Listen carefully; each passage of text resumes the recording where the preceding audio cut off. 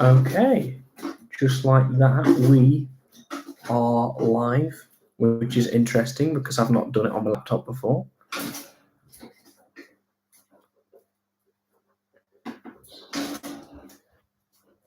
We've got people joining. I'm just trying to understand how to use this if you are watching,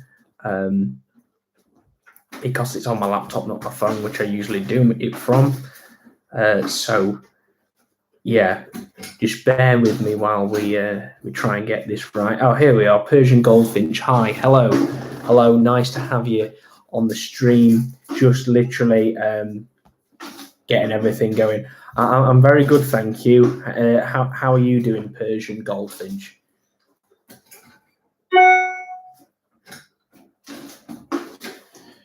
There we are. It's all good. Hi, I can't wait to see you tomorrow.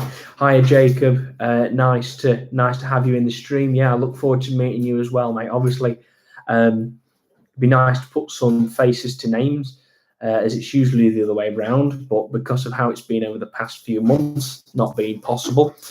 So it will be nice to meet you, Jacob, tomorrow. Oh, Persian Goldfinch, you're going as well. Well, look.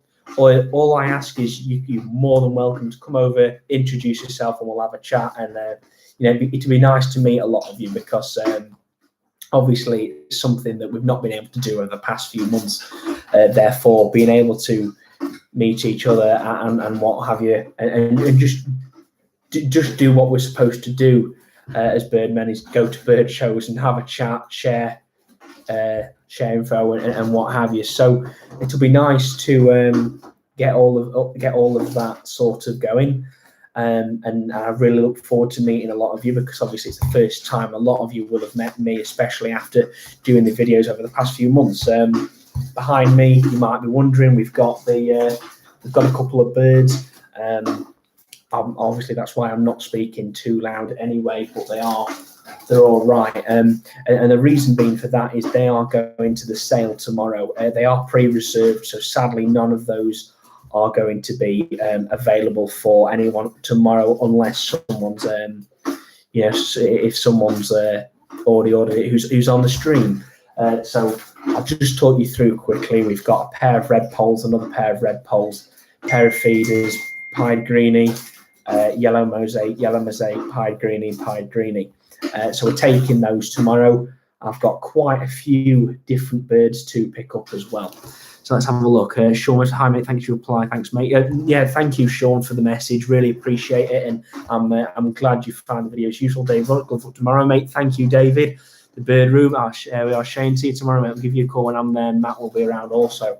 Perfect. That'll be nice, Shane. Yeah, look forward to it. We can get the bird room, OC Avery, and the canary room, all three of us together in one video, which would be nice. If we all do a little bit of filming, just something to drop into a video, it'd be good fun. And get it all rolling. So I really look forward to it.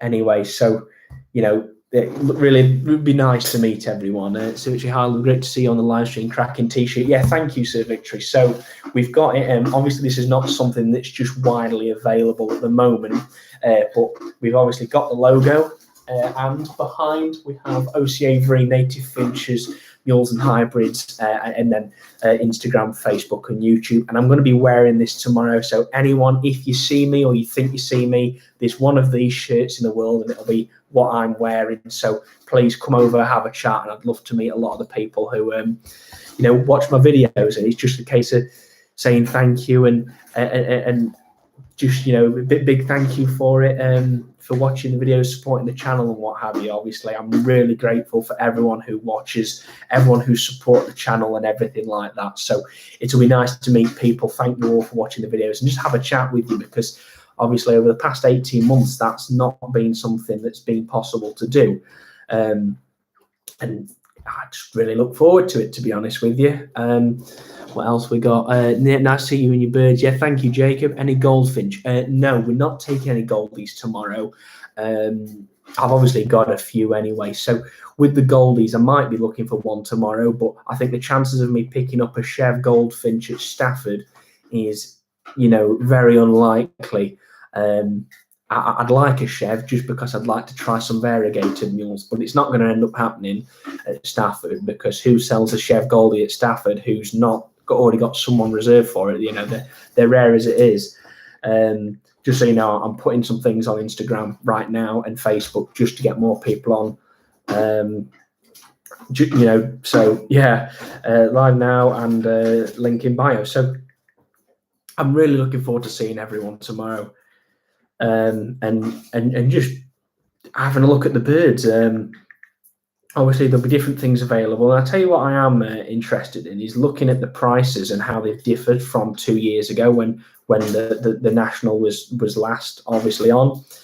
Because one of the things is that prices do obviously vary, you know, each year. So, for example, native bullies, I bought a pair 3 years ago, 120 quid. The following year, 180, and now I don't know the price.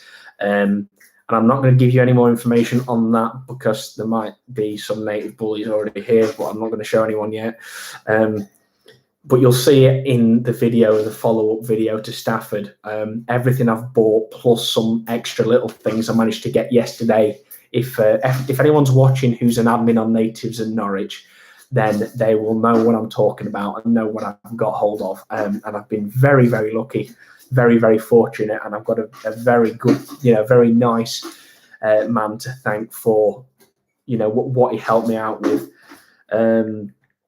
With getting these certain birds, which we're going to see in a future video, and I'm really looking forward to, really looking forward to showing everyone, because we've got some really big plans for over the winter at least, and the next breeding season. So really looking forward to showing everyone not only what I picked up yesterday, but everything I'm getting collected tomorrow.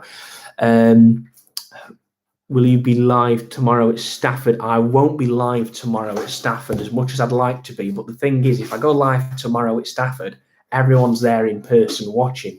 So no one would be on the stream. So what I'm going to do is I am going to be filming at Stafford. I'm going to do a few little bits and obviously look to meet a lot of the people who watch the channel, buy some birds, pick up some birds, have a look around at the birds. Because as much as, you know, I do have access now to good birds, I do have access to not know a lot of people. So if there's anything I want, really, I can message someone. I'm still like a kid in a candy shop at Stafford, in that I'm like, oh my God, look at that, and getting excited. I mean, I've been really excited all week for it, to be honest, because I love it there. It's great. So yeah, really, really looking forward to it. I can't wait Stafford this year. If you can take a video of Stafford through the balcony, so we'll see. Yeah, of course, Sir Victory, no problem. Well, I'm going to be doing a video at Stafford anyway. We're going to be doing all sorts. You're going to have a good tour round of the whole show hall on the video is the plan. Alexander Reese, tomorrow got your birds ready. Oh, fantastic, Alexander. So that's one of the reserves, guys. As you can see in the comments, Alexandra has got some birds for me. I'm not going to tell you guys what it is, but I'm going to tell you that they are very nice birds that I'm picking up, and is very kindly donating them to the channel. We're picking up 2 pairs. I'm not going to tell you what they are, but he's very kindly donating some birds to the channel, which I'm looking forward to sharing with you guys, because they are something a bit different, to be honest. And that's what I'm about. So yeah, you have very beautiful birds. Thank you, Sebreet. Persian Goldfinch, well done, mate. You're doing really good. I like and enjoy watching your videos. So thank you, Persian Goldfinch. Will it be okay to get a pic with you? Yeah, of course, Jacob. You're more than welcome to. After all these years of birds, I'm still the same way. I'm not buying anything but come back with things and expect. Exactly. No, you're dead right, Shane. I obviously you've been doing it an awful long time. You're a champion breeder. I'm a novice, and obviously you've got some cracking top birds anyway. But I think we all have that in us, is that the little kid in the candy shop when we go to a bird show and a bird sale, is that, you know, like you say, you come back with things you didn't expect. And that's my plan for tomorrow. As much as I know there's a few things I am picking up, I think it's almost guaranteed I'll see something and I can't resist not bringing it home. Where it lives is a different matter. But we'll get over that hurdle when it comes to it. But it does happen, is that see something and I need to buy that. I can't walk out of here without that. And yeah, it just happens, doesn't it? So really looking forward to it tomorrow anyway. Obviously, as Birds UK had asked, if you want a photo with me, you're more than welcome. It'll be a bit different because I've not really done that before. I've been recognised once, which was weird, and that was when I was collecting some birds from a friend. A courier turned up, walks in the shed and goes, "I know you. I watch your videos. That's how I got into keeping red poles." And then I was like, "Oh, nice to meet you." And it was just a bit of something that I didn't expect, to be honest. But it was really nice anyway. To meet someone who watches the channel, and obviously thank them for the support, and that's what I'll be doing tomorrow as well. We've been watching you. I want to say great, haven't we? A lot. Nice to meet you as well, if that's okay. Oh yeah, Jacob. Shane's a lovely man. As much as I've not yet met Shane in person, I've been on the phone to Shane quite a few times and spoke to him and what. So I'm sure, hopefully, Shane will be all right with that. He'll confirm it for you. But obviously, as well, if you watch my channel, I definitely recommend watching the Bird Room, which is Shane's channel, direct bird products.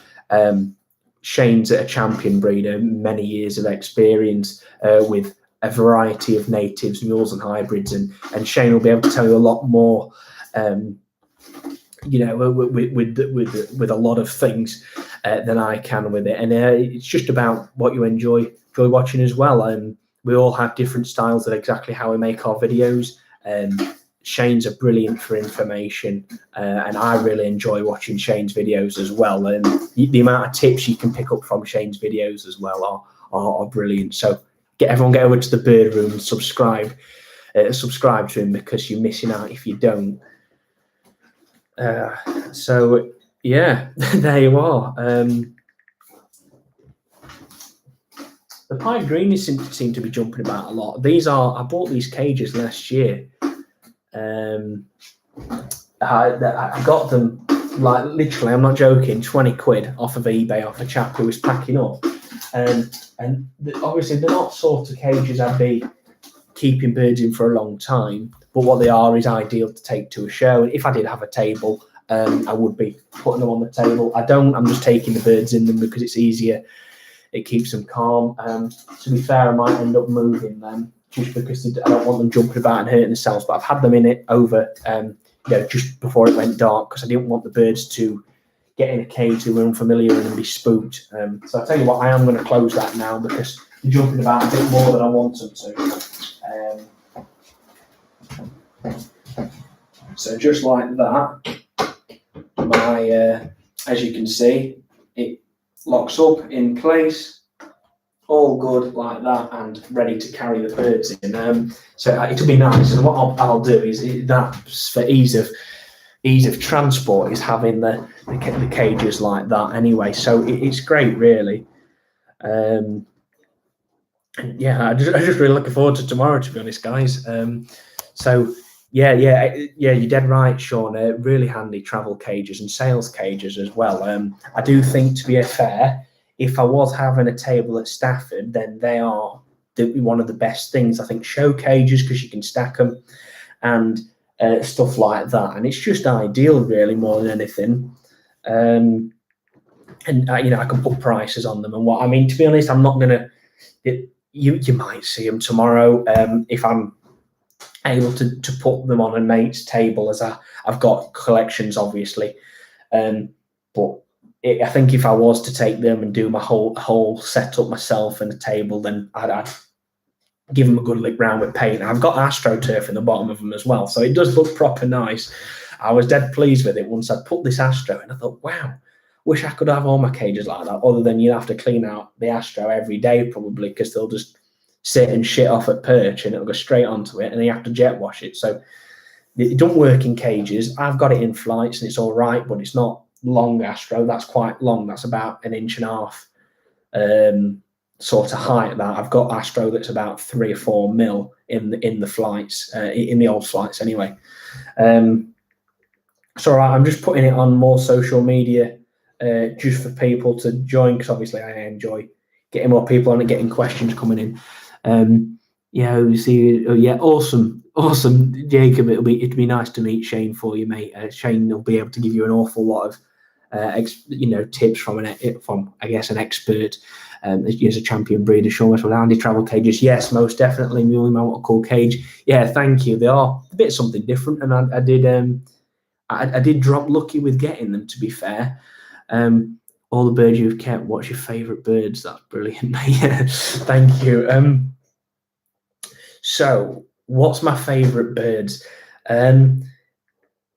That's a good question, because I've got quite a few, to be honest. It's like saying choose your favourite child. I can't. I mean, as much as I don't have kids, thank God, I would not be able to deal with that. To be fair, I'm 19 in 2 weeks' time.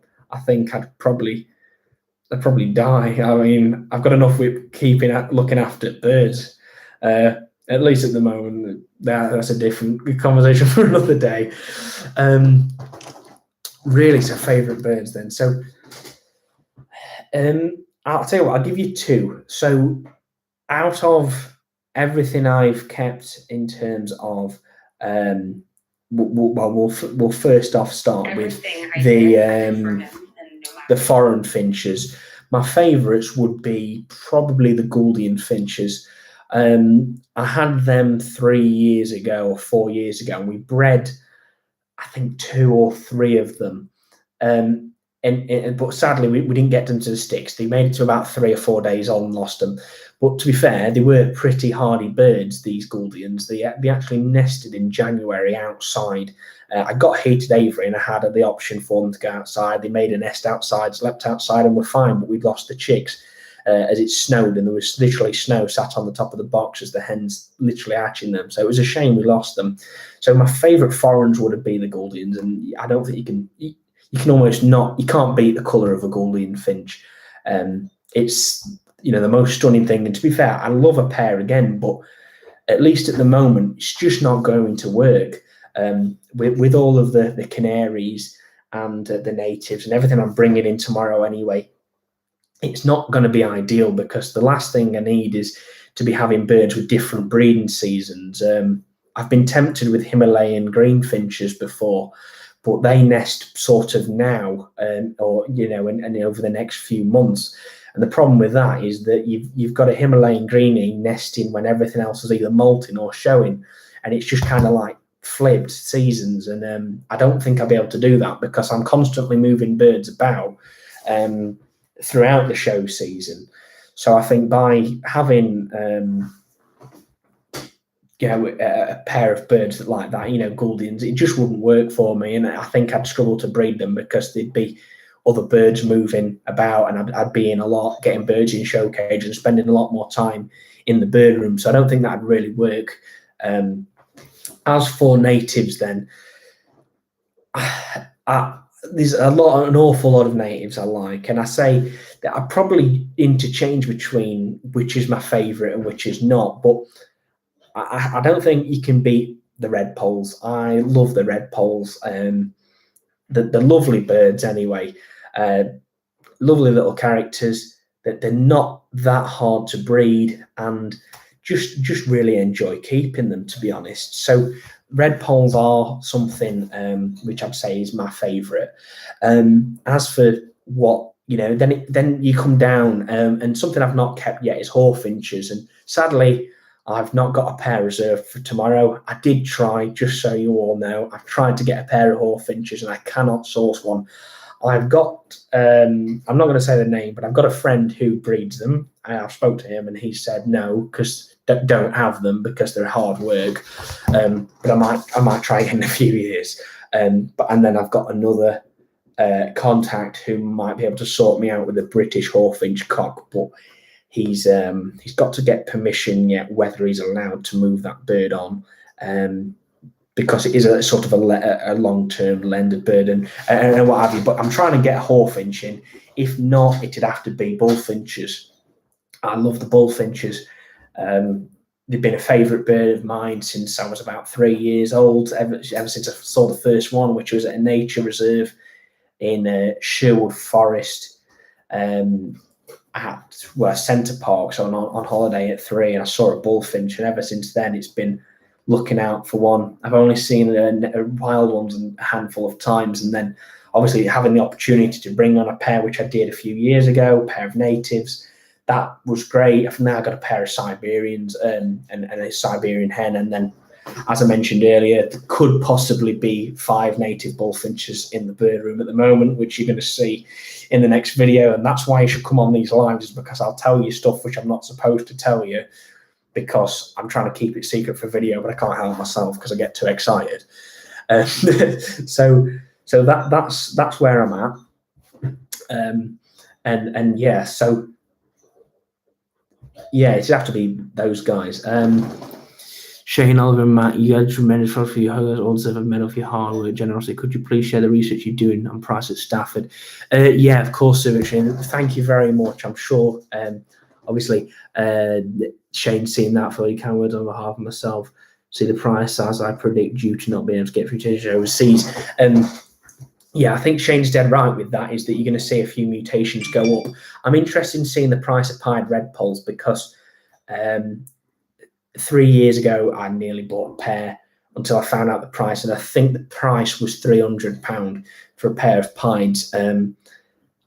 As far as I'm aware anyway, and I'm sure Shane will be able to correct me on this, is that they are a relatively new mutation, sort of, I think, maybe 10 years.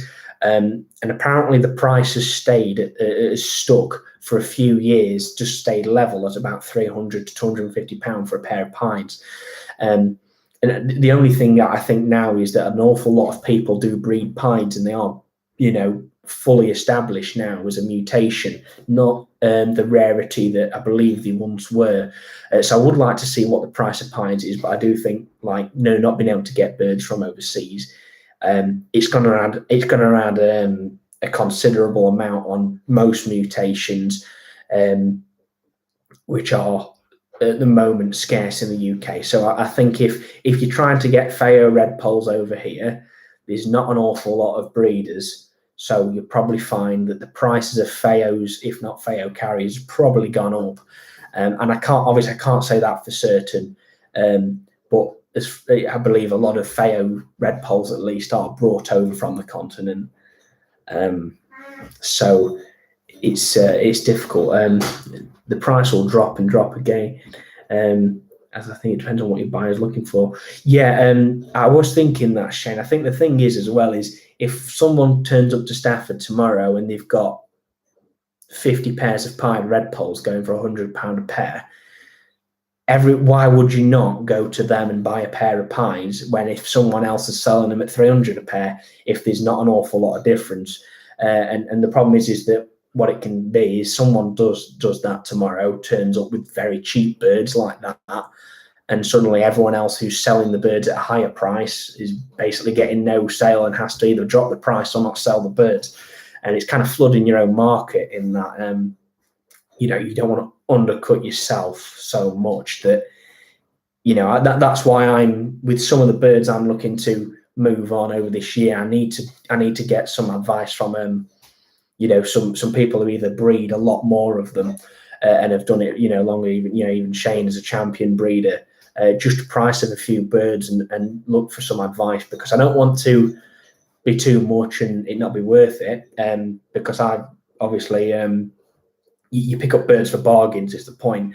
I picked up a pair of Siberian bullfinches 2 years ago at the National.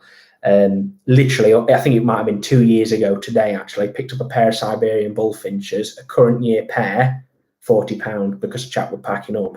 So I picked up a pair of normals for 40 quid of Siberian bullies, but I've never bought a pair of Siberian bullfinches for their full price. So if I look to move on a pair of Siberian bullies, I can't be the best judge of how much that pair should be, because I can't think, right, depreciation, they've had 2 years here breeding. Now as a 3 or 4 year old pair, how much are they going to be? So that's where I'm going to have to look for some advice from some more experienced people, because I don't want to, I don't want to end up either too high or too low and causing other people not to sell birds, because we're all in it together. We're all trying to work together. We're all trying to grow the hobby the best we can, or most people are anyway. So, yeah. Want to say thanks for your help as a young kid. It's been quite difficult. Yeah, no problem, Jacob. I'm happy to help, and I'm sure a lot of other people are as well. Obviously, I'm 18, 19 now, and since I got my first aviary when I was 13, I think, I tried to get into the British birds for about 4 years, and I could not source any. I saw one pair for sale, a pair of greenfinches, and they were £100 in a pet shop. Looking back on it today, you'd have bought the pair at an auction for 20 quid, and I didn't buy them. But I could not pick up any British, and that was until I heard about the Stafford spring bird show. I went there, picked up bullies, yellow hammers, greenies, and then I managed to pick up a few weeks later. As you know, I've mentioned in other videos and what Stacey Turner, absolute, great chap. Looked out for me, helped me out, and gave me a few pairs of red poles and a pair of siskins. And to be honest, I have to thank Stacey for that every time I see him, because I think, to be fair, if he'd not helped me out and given it me, I probably wouldn't be here today in the position, because if I'd not, I wouldn't have bred any British that year, because I only bred the red poles in that first year. And the advice is, it's invaluable. You can't put a price on the advice you can get from a lot of people, because the advice I managed to have from Stacey literally saved a whole shed of birds for me. In that I did not know what coccidiosis was, and I got a pair of native bullies that went light. It cost me 120 quid for a pair, and they went light within a month of having them.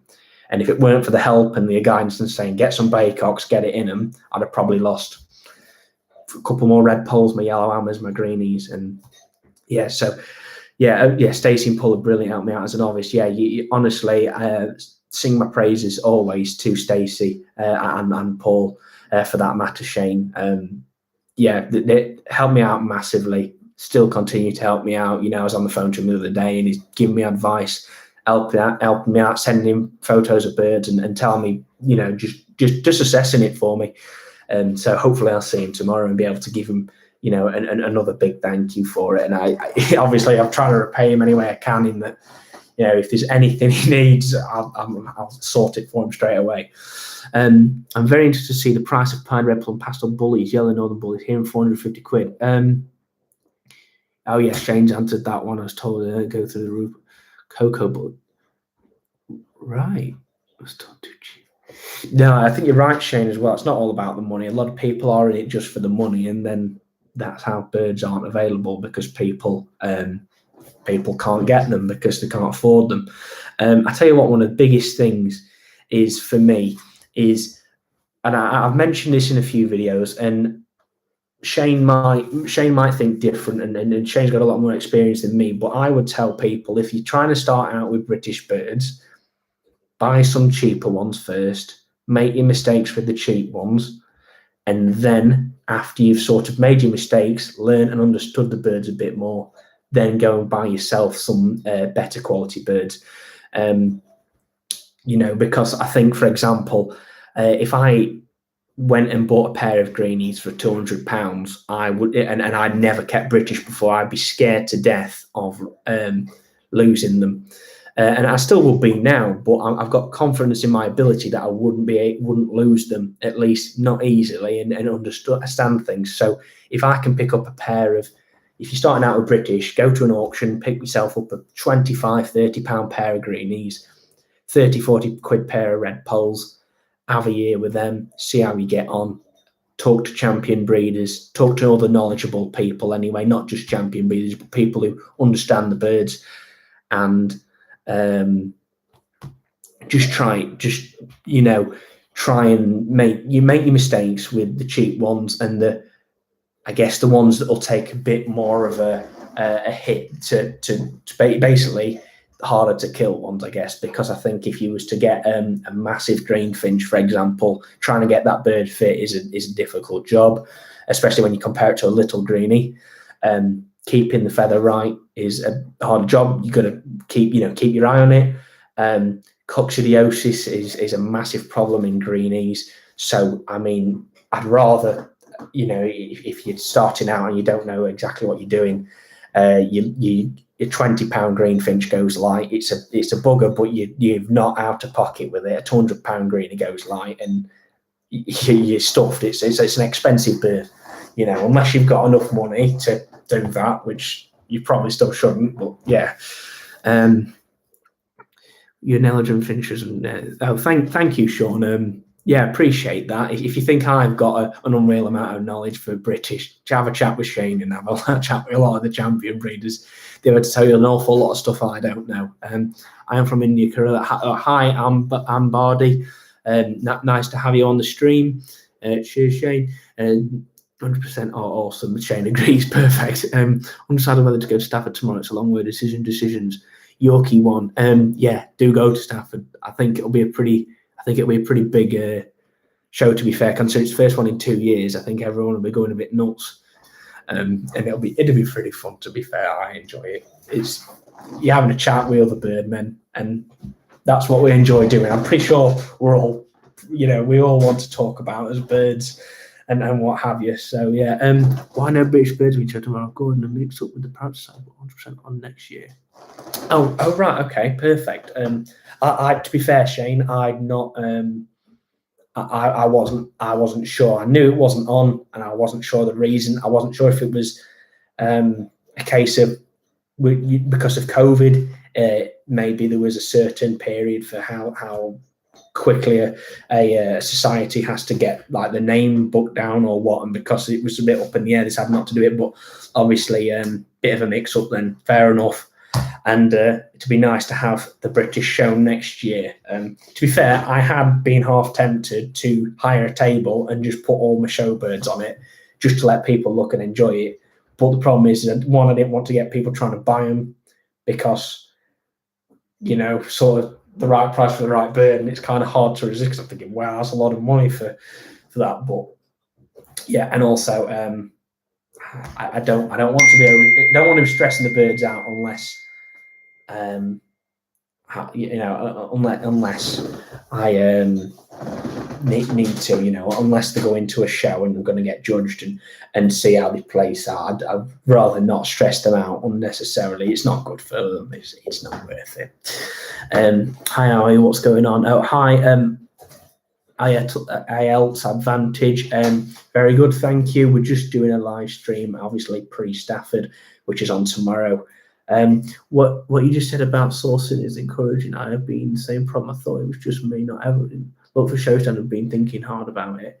Yeah, if you're starting out with natives and you've not kept them before, I mean, there's not an awful lot of difference between them and canaries, but canaries are obviously quite heavily domesticated. Oh yeah. Just seeing Shane. Just need to.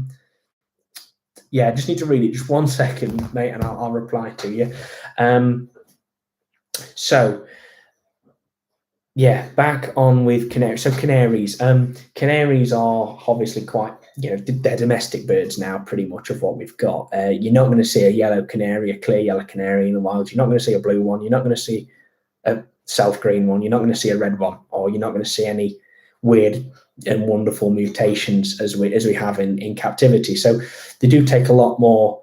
They are quite adaptable, evolved to, doing a lot of things. But I mean, canaries don't really suffer from going like coccidiosis as much as the natives do, and it's just because they've had a lot more time. One being domesticated, but two, I think that obviously their immune systems work differently, slightly differently to our native birds. So they are different in one sense to the British, but they are, it's still. If you're gonna have British, just make the mistakes on a cheaper bird than going out buying the most expensive and best you can find and make a mistake and breed it. I've got a few friends who, a friend who went and did that. Bought I'm not going to say what they were, but he bought a pair of birds that won a big show, £1,500 for the pair. Lost the cock in 4 weeks of having it, and the hen didn't breed anything for him for 2 years. £1,500 for the pair, and he didn't breed a single thing off it. And that was restarting up after 15 years of not being in the game. So just a word of warning almost is, you can, it's great if you've got the money to go and get the top birds, just maybe do it once you know what you're doing a bit more. That's the best thing I can tell you. Just 1 second, chaps. I'm just going to quickly reply here.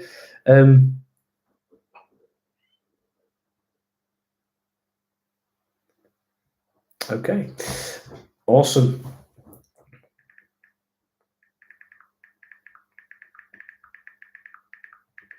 Just 1 second, everyone. Just got an important message. Yeah, I can't talk it through because sometimes I talk it through in my head. Yeah, £1,500 out. You're not kidding, mate. If I had that sort of money to go and buy a pair of birds with, I'd probably hire some security to stand with that aviary every single day, CCTV, so I can watch them, because £1,500 for a pair of birds is it's a lot of money. It's no point in saying it's not. No matter what sort of bird it is. Yeah, sure. You know what? A pair of Amazon Greys for £1,500 is a bargain, but still £1,500. It's a lot of money. So yeah. Just 1 second, everyone.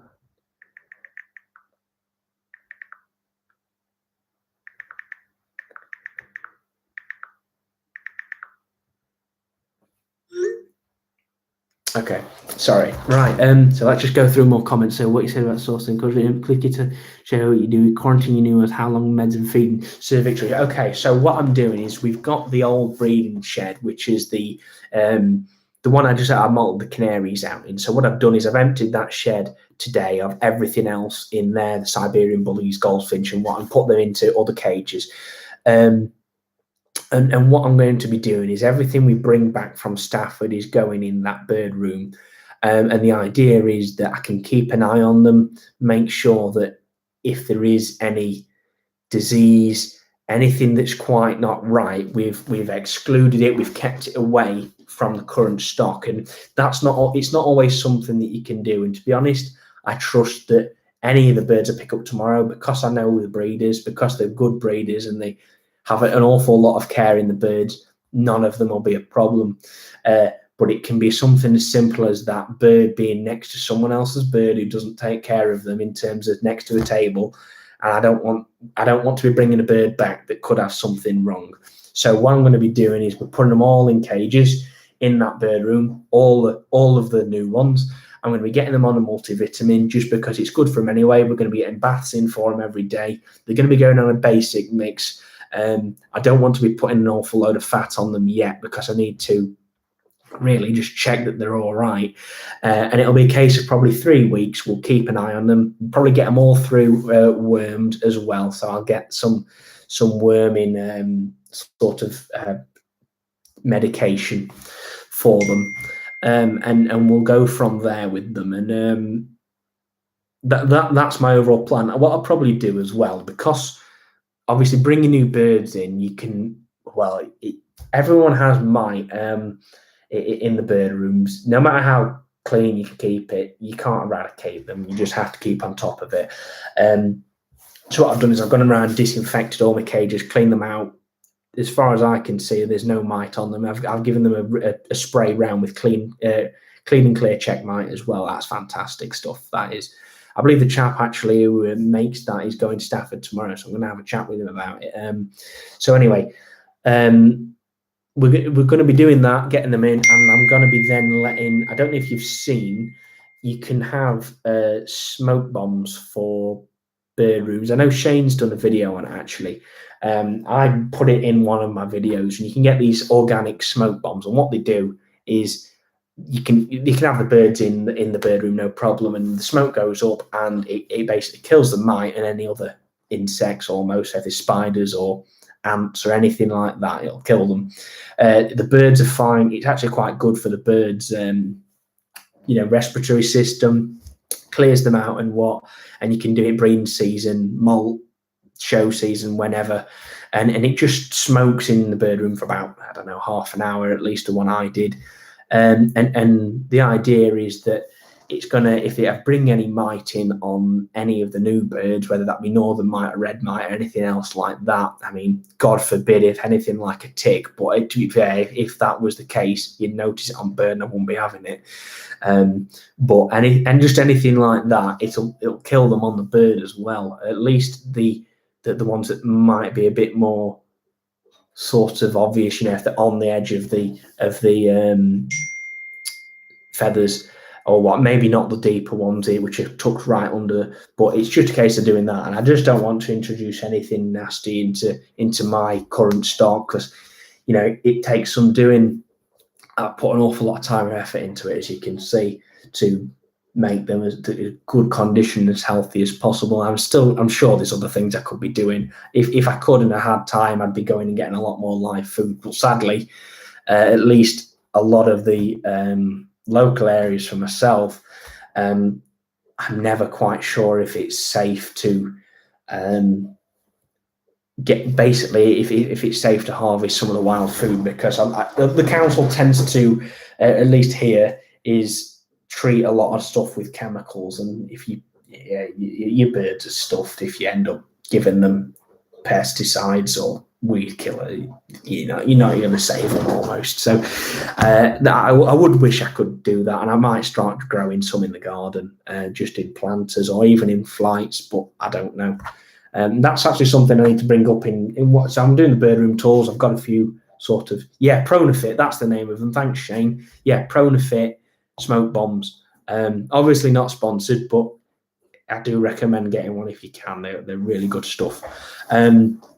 So I would like to give more wild food, but it's the risk of bringing chemicals in or something. It's not quite right. But I'm doing those bird room tours anyway. And the one when we go to Mark Jones, he did an article on this in the Cage and Aviary about 2 months ago, I think. And what Mark does is he grows nettles in his flights. The nettles attract greenfly, and then during the breeding season, especially things like brambles, chaffies, and really insectivorous sort of birds. I mean, even redpolls will go for them.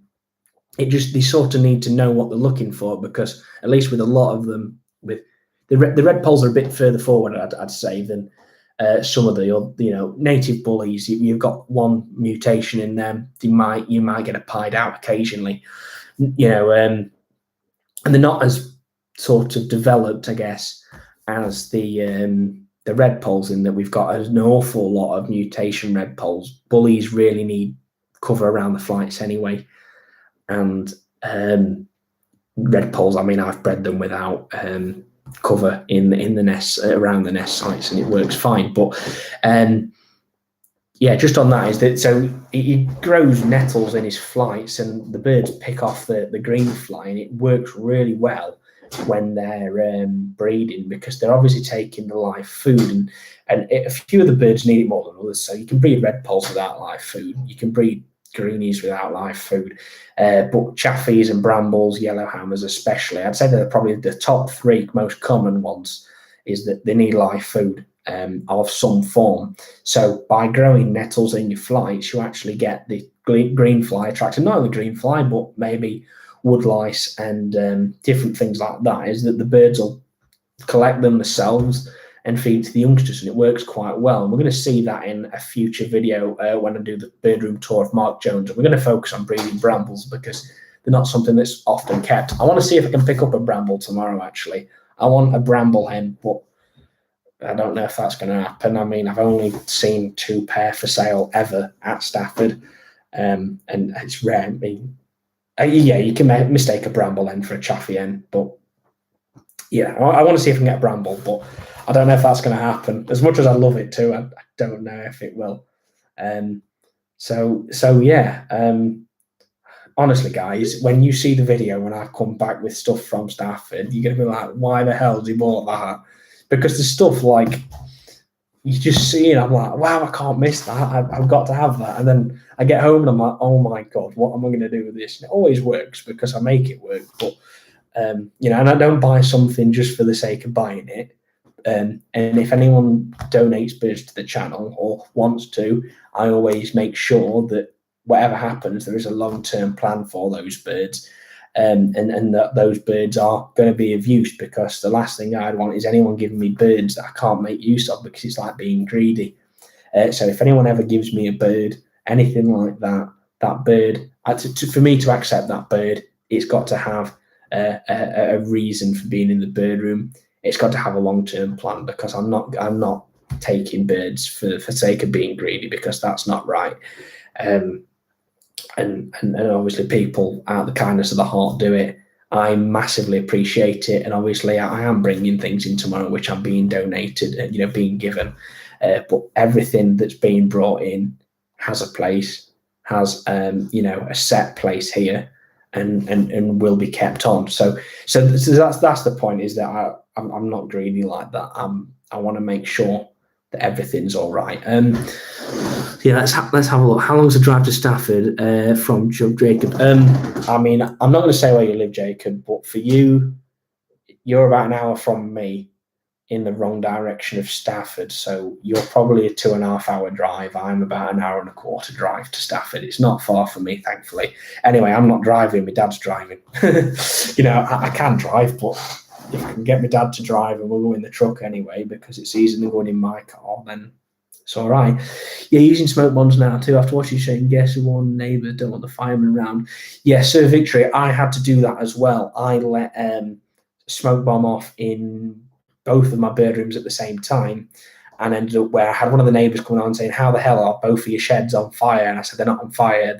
I put a mite bomb in there. And then they're saying, so you're smoking birds out? I'm like, no, that's animal cruelty. No, I'm not. I'm sorting the mite out. It's completely fine. It's organic. It doesn't harm them. Unless you put too much in. Never do a full tablet in a little shed, because it will cause problems. But just do the recommended dose, or about that, you'll be fine. There's always a tolerance anyway. So with any drug, and that's not saying always do the recommended dose. Always do the recommended dose for the recommended amount of time, because it's there for a reason and it means that it works. But just for example, there's some medication and what, if you make a slight mistake on measurements, for example, if it says 1 mil per litre and you accidentally do 1.2 mil or 0.8 mil, it's going to have a very similar effect, and it's probably not going to hurt the birds. There are a few that it needs to be really specific, but if it's that specific, it's going to say you need to, absolute warning. So yeah, just a heads up on that. But always go recommended dosage, okay? Where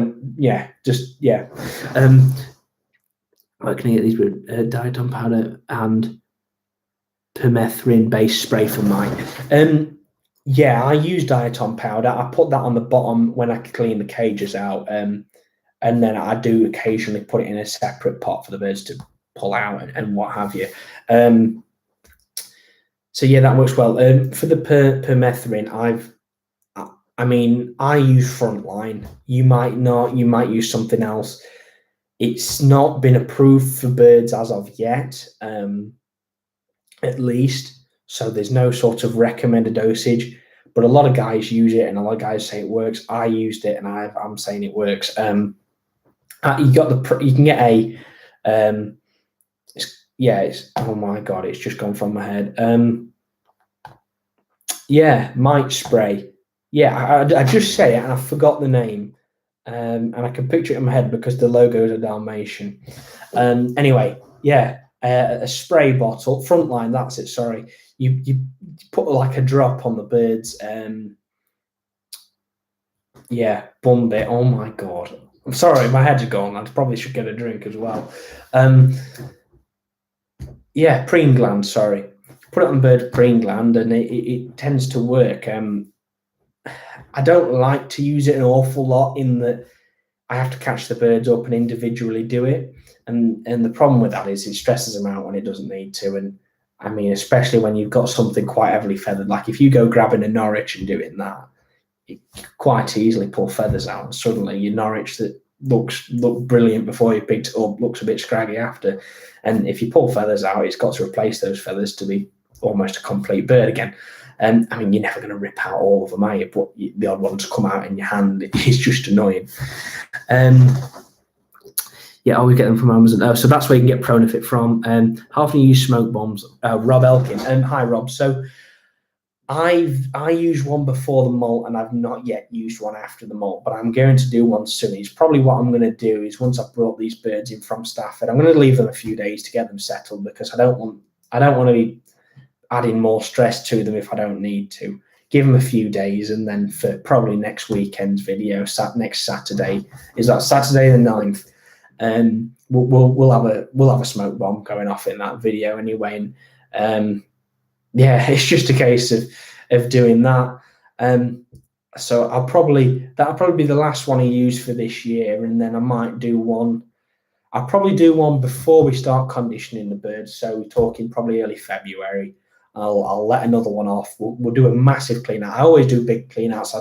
I do small ones, obviously, just clean out the cage, just sweeping the shed through, and then I do deep cleans where I'll go through and take all the birds out, and I'll go through, scrub out all the floors, all the walls, some wire cages, for example, take them out, I'll bring them into the house, fold them down, and leave them soaking in bleach for 12 hours or what, just to clean them all up. They look brand new again. It's perfect.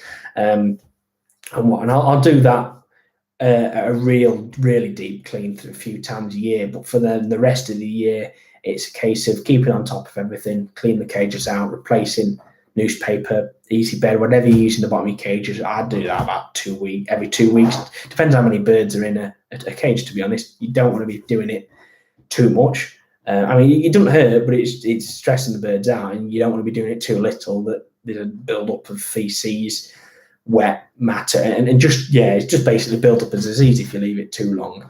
And then going around clear, check mite, and just making everything work perfect, and it's all good. And from that, how do you Johnson anti-mite? Yeah, I have seen that. I've not tried it myself, so it might be something. I mean, if we can pick it up tomorrow and it don't break the bank anyway, I'll give it a go, and we'll see how it goes. The Johnson anti-mite, I'll give it a go and see what happens.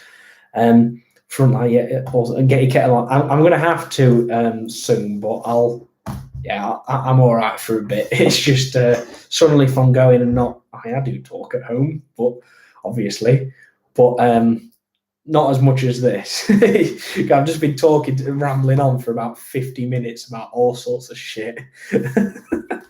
But hey, that happens. We talk too much about us birds because we love them, don't we? So yeah, you're welcome, Rob. No problem. Hey, how's it going? Oh, hi, Harry. Hope you're well, mate. I actually saw your cages for sale on eBay the other day. I've watched them just because I want to see how they go. I wish I could have had your cages off you, Harry, to be fair, mate, but I just haven't got the money to do that, or the space at the moment. Obviously, we've got a pretty full setup at the moment. If I was building another bird shed, then I would, if I could, but not at the moment. But I hope you're well, mate, and let me know how everything's going on anyway. It'd be nice to stay in touch, and ever come back into the hobby, just give me a shout and I'll sort you out with stuff.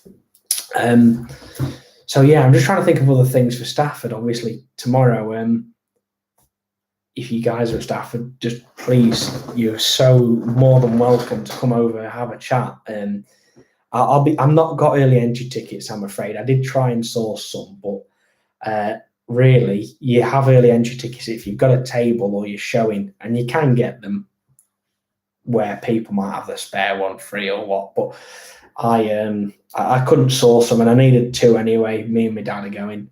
If I could have got some early entry, I would have done, but I couldn't anyway. So I will next year though, because the show will be on. So I'll be there from 9:15. The first thing I'm going to do, to be honest, is I'm going to go and grab everything I need, like seed wise, just so I don't, so I've got plenty of choice. There's an awful lot of different things I need like that, and there's usually big like lorries parked outside with a massive load of seed in them. So I'll just go there and I'll pick up what I need. I'm running low on a few different things anyway, so I'll just have to go and do that, and we'll I do that. That'll probably about 9:20 tomorrow morning. So there'll be the normal queue. I just can't be bothered to wait in the queue, because you wait in the queue until 9:30, everyone in, and then by 20 to 10 minutes after it was supposed to open, there's no queue anymore. You're sort of waiting just for the sake of it. So I'd just go and buy all my seed which I need and all that sort of stuff outside. I'd go and put it in the car, and then by the time I've done all that, faffed about, paid for it, and can't believe how much I've already spent, then right, I'll go in, and then I will be doing some filming tomorrow. Obviously, some of you may be in the video anyway. I don't know. I've not got an overall plan. I sort of know what I'm going to do, but it's just going to be how it rolls, to be fair, because when it's a big event like this, you can't make definitive plans, really. You can get stuck on something and or doing something, and it takes forever, but you enjoy it. I'll probably be having a wander about for a good few hours, just literally picking up a few bits, picking up birds off of people, transferring, swapping birds about, and I'll probably be there until well into the afternoon. I think I don't know exactly what time the show's open in terms of. Obviously, there's two sides to Stafford. For anyone who's not been before, you're not going to know, but there's the show. There's the main sort of sale place, the main hall, Bingley Hall. There's the two annexes. Then you can go left and you can go through into another hall that's pretty big, and a lot of guys go in there, and there's the balcony. That's all sort of sales. From the left-hand side room, and I don't want to call it an annex, it's like a separate building. You can then go right at the bottom, and that will take you into the show hall. And I've seen photos what the five Canary Council clubs have done, and Jesus Christ, there's just so much stands of birds. I'm like, holy crap. There's not even a lot of people are putting the birds in tomorrow morning. There's a lot in. I'm like, Jesus, it's going to take all day to get around that. So I don't know exactly what time the exhibition opens, but the sale will be on all day. And I've been at the sale at about 3:30, and just so you all know, if you're at the sale at the end, there's a high chance of picking up good birds for cheap. And yeah, don't get me wrong, they are left there at the end of the sale, but there's two reasons for that. Either one, they're shit and people don't want them. If they are, and they should, work it out. Are they good for you, or are they not? And there might be a reason not. So, for example, I've seen at the end of shows before pairs of Siberian Goldies that are £2,000 a pair, and they wonder why they've not sold them. The reason is because who comes with £2,000 cash to a show to pick up a pair of Goldies off of them? If I was buying a £2,000 pair of Goldies, I'd have got them reserved for that, from that person, that breeder. And the first thing I'll be doing is going and getting them birds and making sure they're all right and taking them home, because I can't bear lose them. So when, you'll find super expensive birds at the very end, which people can't afford, and it does happen. And you will find bargains for just things that might have been missed. For example, some guys will turn up and they'll have 200-300 crossbreed canaries, right? Feeder canaries, essentially, or aviary type canaries, pet shop canaries, essentially. And there might be £10 each. And you got to take into account the £10 each, you've got 300 birds, you've got £3,000 in birds there. But then are you going to sell 300 mixed breed canaries? The answer is probably not. You're not going to be able to sell all of them. And you just got to take into account is that sometimes someone might, they'll buy that cage full, there might be 50 birds in that, and they'll pay £500, right, there we are, we're sorted. But you'll end up with good deals at the end. You do get them at the start, but you might walk around at the end and it'd be like crossbred canaries, £5 each, and they're young birds, and there's nothing wrong with them. They just didn't all get sold. Suddenly, that's your feeder canaries for next year, because the cheap as oat, you've got a cocks and hens, and a lot of them you can tell because they, might be like a dimorphic cross, so you can tell just like that. Others, you just have to take a punt on them, but for £5 each, you can't really go wrong. Yeah, let me answer comments, because I'm blabbing on now about buying stuff. Are you showing? No, I'm not showing tomorrow. I wanted to, but the British show isn't on, I'm afraid. So yeah, but I'm not showing tomorrow, but I will obviously be showing throughout this year. Yeah, fair enough. I've given you and your family friend if kind of. Yeah, as much as I'd love to, Harry, and you're welcome, mate. I know how much you paid for those cages, and yeah, you need some of that money back. So as much as I'd have loved to, I probably still wouldn't have been able to meet your price. But don't worry about it, because someone will want them. They're brand new, mate. They're brand new PVC cages. They're worth a fortune. You'll sell them. And if you don't, put it on Facebook, put it on Naters and Norwich, and I'll boost your post, and we'll get a load of people seeing it. And I'm sure someone will buy it. Are you still trialing those vitamins and minerals? Yes, I am, Rob. So they are looking quite good. They're looking positive, and I am happy with them. But I'm just going to talk to the chap who owns them soon about it and see what I can do from the seeming good. I'm just going to use them for the next few more weeks before sort of telling everyone what it is. Just on the young greenies as well, which are still molting. I just want to make sure everything's all right, because the last thing I want to do is end up where a product doesn't work and I've already told people to get it, because that just causes problems and that doesn't look good for me. So I only want to promote products I believe in myself and I use myself. So it's good, it's worked, it's nice, but I just want to make sure and clear it up before I go telling anyone. If anyone can help in chat, if so, you're showing you get. So you're showing you get early pass. I don't quite understand what you mean, Jacob, but if anyone can help in chat.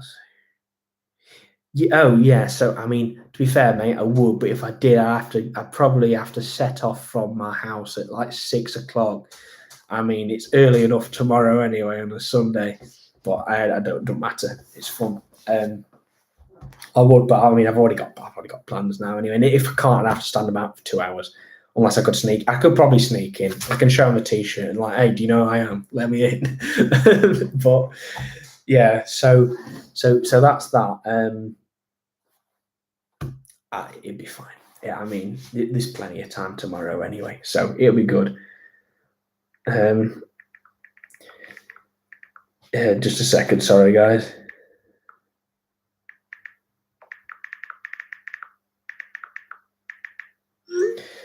I mean, like I am showing. Does that mean I get an early pass? Yeah, that's correct. So Jacob, you will have red wristbands, and I believe you'll probably have 2. If you don't worry about it. I mean, you get in free anyway because you're under 16. I think. Quote me if I'm wrong, but I believe you're under 16. Yeah, I mean, if not, you'll be fine. You're showing, so. I mean, if you can't, you just go in through show all and then walk in. You don't have to show your wristband. You can do that. Unless this might be tied to security, to be fair. No, you have to pay. Well, yeah, so you do have to pay for the wristbands, but what I mean is that you have access to them because you're buying them through the club, because you have to have early entry, because you're showing you have to. You've got to turn up at, is it 7:30 to get your birds benched? I think it is anyway. I think if it's not, that's what I did. Turn up at 7:30, 8 o'clock. So yeah, I think it's red wristbands for early entry and yellow for normal 9:30 entry. So yeah, anyway, it'd be dead good, to be fair. Yeah. Oh, guys, I might as well just drop it in here while we're all on. There's a button at the end of the chat, and it's got a $sign on it. If you want to make a donation to the channel, it just goes towards the upkeep of the channel, bringing you guys more videos and what. Then you're more than welcome to donate. You don't have to, but if you want to, you can. And for anyone that does donate to the channel, then you'll have your name at the end of all of my videos on a thing at the end, and I'm going to do something else for everyone who's donated. Is you'll get your name on, I don't know, maybe a whiteboard we do in the bird room or something like that. And anyway, that's just so you all know. So if you want to, you can. You don't have to. It's up to you. Are you filming there tomorrow? Would make a nice vid. Yes, I am, Harry. I'm going to be filming. I'm probably going to do a few different things. I've got an idea for a big video I want to do. Pardon me. I know the London fancy thing is there. I think there's a couple of chaps from the London fancy like sort of society there, and I want to see if I can do something with those guys. In that, obviously, the London fancy is basically an extinct species that's been brought back and sort of remade. So it'd be an interesting video to learn about that. So I'm going to talk to them about it at least, and we'll see if there is some Londons in the show. I'm going to do a big video of just touring anyway, and just so basically, if anyone wants to go to Stafford, you can watch this video, which I'm going to do to give you a bit of an insight on it of what to expect. And as much as the Parrot Society should probably pay me for it, because it's basically advertising the biggest show for them, and they'll make, you know, it bringing a bigger audience to them. I would have loved to seen a video when I first started, just because I had to convince my dad, we need to go to this show. And I think having a video to look at, understand, and learn a bit more about what's there and what would be great. So I'm going to do that, and then I'm going to do something with people, meeting people who watch the channel, fans, if you may call it that, but I don't think so. And stuff like that. There'll be plenty of stuff, so it'll be good fun. And I'm going to do a bit of all sorts on it, so we'll make at least one video out of it, but it'll be a few. So yeah. Jacob, you just sent me a photo on Instagram. Let's have a look.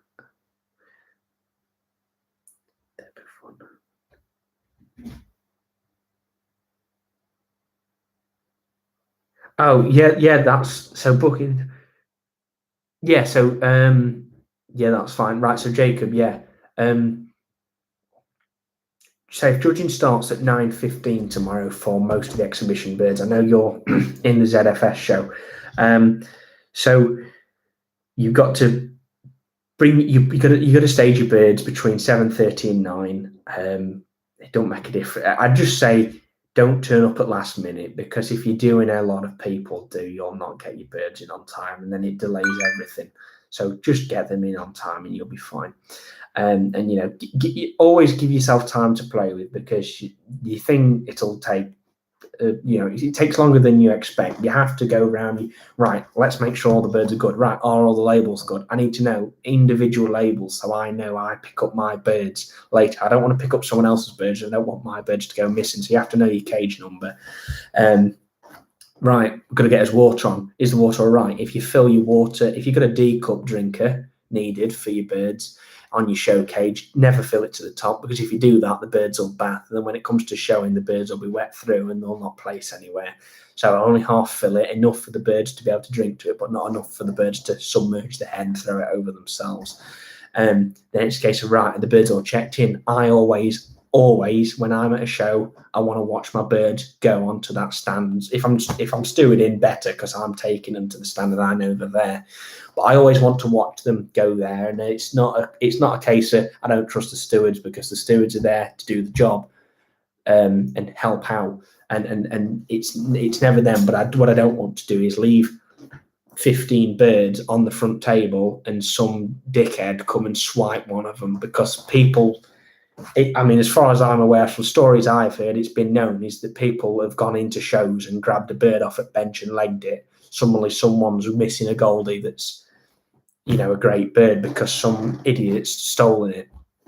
So I always want to watch my birds go up to the exhibition bench, and from there, the birds are safe. At least from what I've seen over the past, you know, in my first year of showing, is that the stewards are there's basically 2 people who are allowed to pick up the birds on that, and that's the stewards and that's the judge. If anyone else picks up a bird off the show bench, they usually say, "Excuse me, will you put that back, please?" Because all it takes is someone to grab it, put it in a bag, and you don't even know it's gone. So they're always on the ball with it. At least from what I've seen, everyone's on the ball with it. You're not allowed to pick up a cage. There are exceptions, you know, if it's your bird and it's on the top bench and they know it's your bird and it's all good and it's all confirmed, they'll let you pick it up and take a photo with it. At least that's what I did a few years ago when I got in. I literally, no joke, I got in a cage in Avery on my first show and first win. I showed at the National 2 years ago, I got in the cage in Avery. They came and took a photo of me, did an interview with me. I'm like, what the hell's this? This is crazy. And I'm in Cage and Avery Birds magazine because I got my first show, which I'd never done, and I come first with Best Novice Hard Bill as well for a Cobalt Red Pulse. So, I mean, that were a right good thing for me. So yeah, Jacob, just replying to Instagram. That's all good, mate. That's all good. So yeah, sweet. Can't wait to see it. It was an amazing experience when I can't wait to go again someday. Yeah, it'd be nice to have you down again, Harry. I know it's a long way for you, but give it a few years, and hopefully when you're able to drive or what, come up again, and it'll be good. I'm hoping that by obviously quite a few of us mentioned it who do YouTubing with the birds. Myself, Shane, Matt, and there are other people. Just saying, obviously, that us three, because we sort of work together a lot of times and talk to each other with it and stuff. We've all mentioned Stafford, and I'm hoping that by doing, mentioning it, it's going to bring more people and bring a lot more young people to the shows as well, and get a lot more people interested and actually into the hobby. I'm kind of hoping that we'll see those numbers grow. It'd be nice. So if you're not subscribed and you're watching this, subscribe, because that is how more people get to see this, is by subscribing.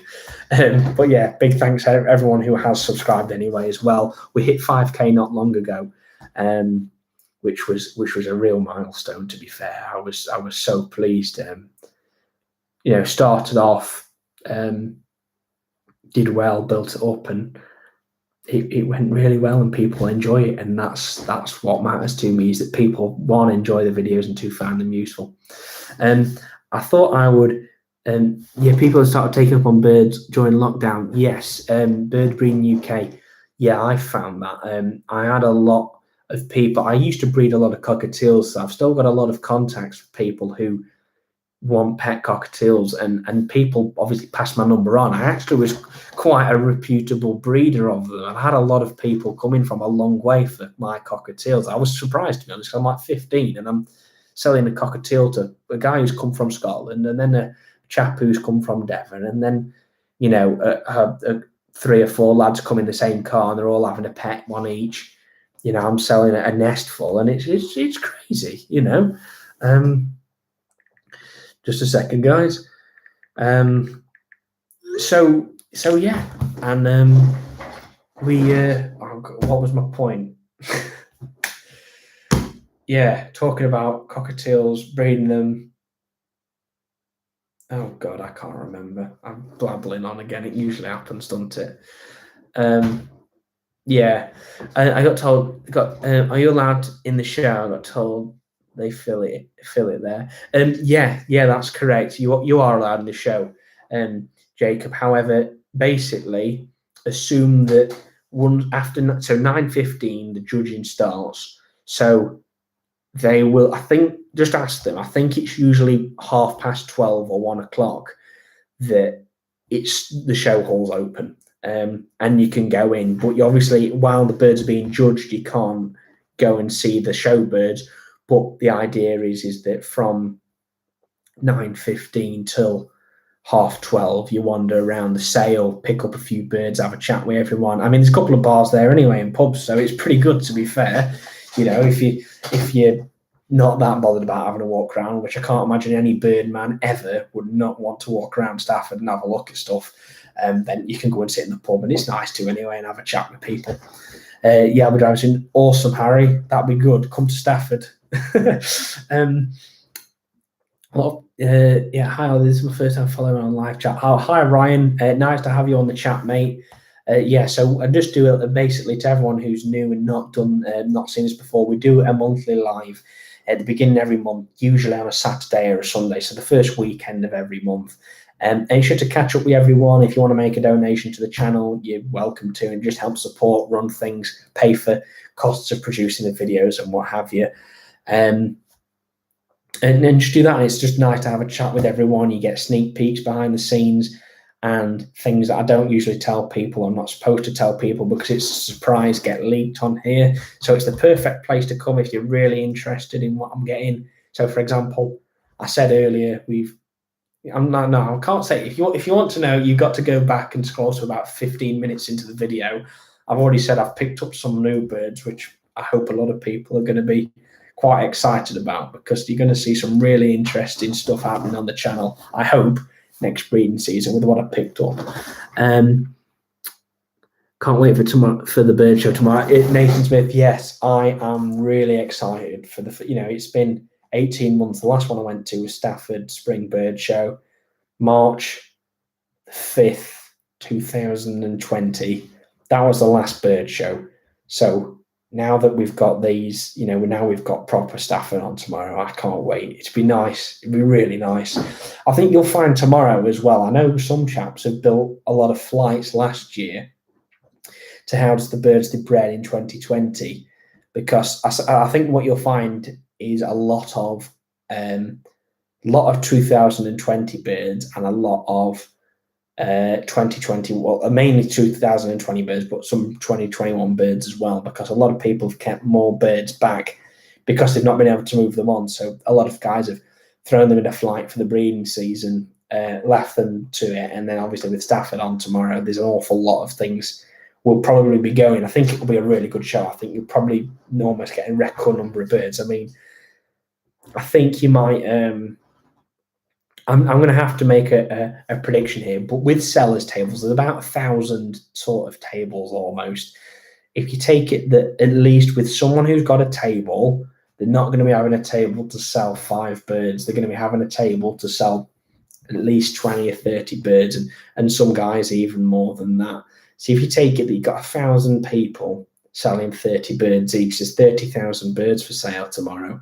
And there's some breeders will be taking 20, and some will be taking 200-300 for sale. So I'd say there's quite easily 60,000 to 100,000 birds for sale tomorrow, and I think it might be more because of the pandemic, is that a lot of guys have kept on of old stock, and it's now it's time to move them on.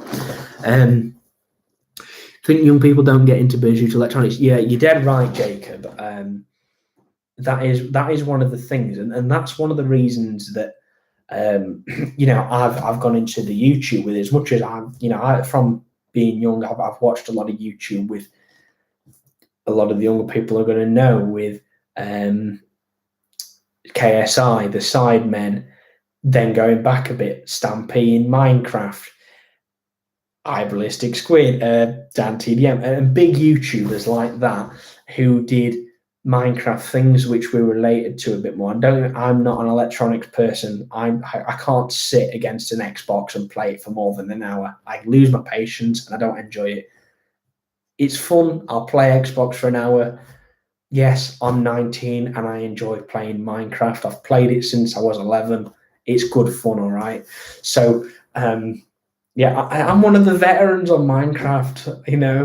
It scares me that this year's year 7s, and I know it's not going to be relatable for an awful lot of people, but year 7, which is basically when you come to senior school, are born in 2010. Like, what the hell? In 2010, I was playing in snow. We had that much snow in the UK. It was up to my waist when I was 8. It was nuts. But I'm going off on a tangent there. Electronics and people not having birds. So by having the platform of YouTube, it's a common platform which an awful lot of young people watch and enjoy. And I think that by having it, I think a lot of people do have the interest in birds, but don't really know where to go with it almost. And it's a case of just not knowing what's out there rather than not knowing how to start it almost. So you might have an interest in birds and you enjoy watching the wild birds, and then suddenly you see a video on YouTube that comes recommended, whether it be a canary room, bird room visit of some fancy canary that that takes my eye, I'd like to watch that. Or you see one of my videos, we've got some baby bullfinches. I've seen one of those in my garden, let's watch that. Or you see Shane's video and you see, oh wow, this guy's got a bullfinch crossed with a canary. I've never seen that before. Suddenly, as a young person, for example, you might be, I've got some, channels that, got some young people who watch the channel who've messaged me, 8 years old, and they've seen it and they've got the interest and they've commented or what have you. And anyway, and then it sort of opens it up, so it catches someone's eye. They look to that. Oh, that's interesting. I want to have a look. And then suddenly they've watched 10, 15 videos, which often happens is, oh, that looks interesting. You end up sat for an hour watching videos, and suddenly it opens you up to a whole new world of things. And that's the idea of doing videos like what I do on YouTube, is that you're opening up to a wide audience of people in a massive, a massive audience of people from a huge cohort of different ages. So you've got people, my cousin, from being 3, I think there's something called YouTube Kids or something, some sort of PG YouTube. My videos I always put under not for kids, just because if you do, it restricts how many people can view it. And the problem with that is that then it sort of undoes the purpose of doing the videos, is as well to promote the hobby. And by having it for saying yes, made for kids, it don't work. And plus I have to watch what I say a lot more. As much as I don't swear in my videos, I have on this live stream, and I think I'd want is that to happen. So yeah, you doing on YouTube opens up to a much bigger audience of people to promote the hobby to. And hopefully, if even just 1% of those people who watch the videos who might have a slight interest and see it join the hobby, I've got 400, nearly 500,000 views on my channel. If you took 1% of those people, that's a lot of people. That's 5,000 people. Suddenly 5,000 people have joined the hobby because they've seen my videos. And that's the point, is that it can be something so simple like that can make a huge difference. And it does, is the idea. So that's why I do a lot on YouTube. Will be a show for goldfinches, Nathan Smith. Love watching video goldfinch with a colour feed. Sadly, there's not a British show. So goldfinches would usually be included in the British show, obviously a British bird, but sadly, the Yorkshire British Bird Mule and Hybrid Club has just been unable to do that this year. But there will be plenty of other shows on this year. If you want to see some goldies in a show or any British birds, there's going to be an awful lot on. And I'm going to do a list of them. There's a new one in Wales as well. So if anyone's sort of Anglesey sort of area, Bangor, Llanberis, and sort of west side of Wales, coastal, there's a new show being opened up by one of my good friends, and a couple of them anyway. So there's a new Welsh show, so I'm going to promote that in a different video and just let people know about it, because just help give them a good start.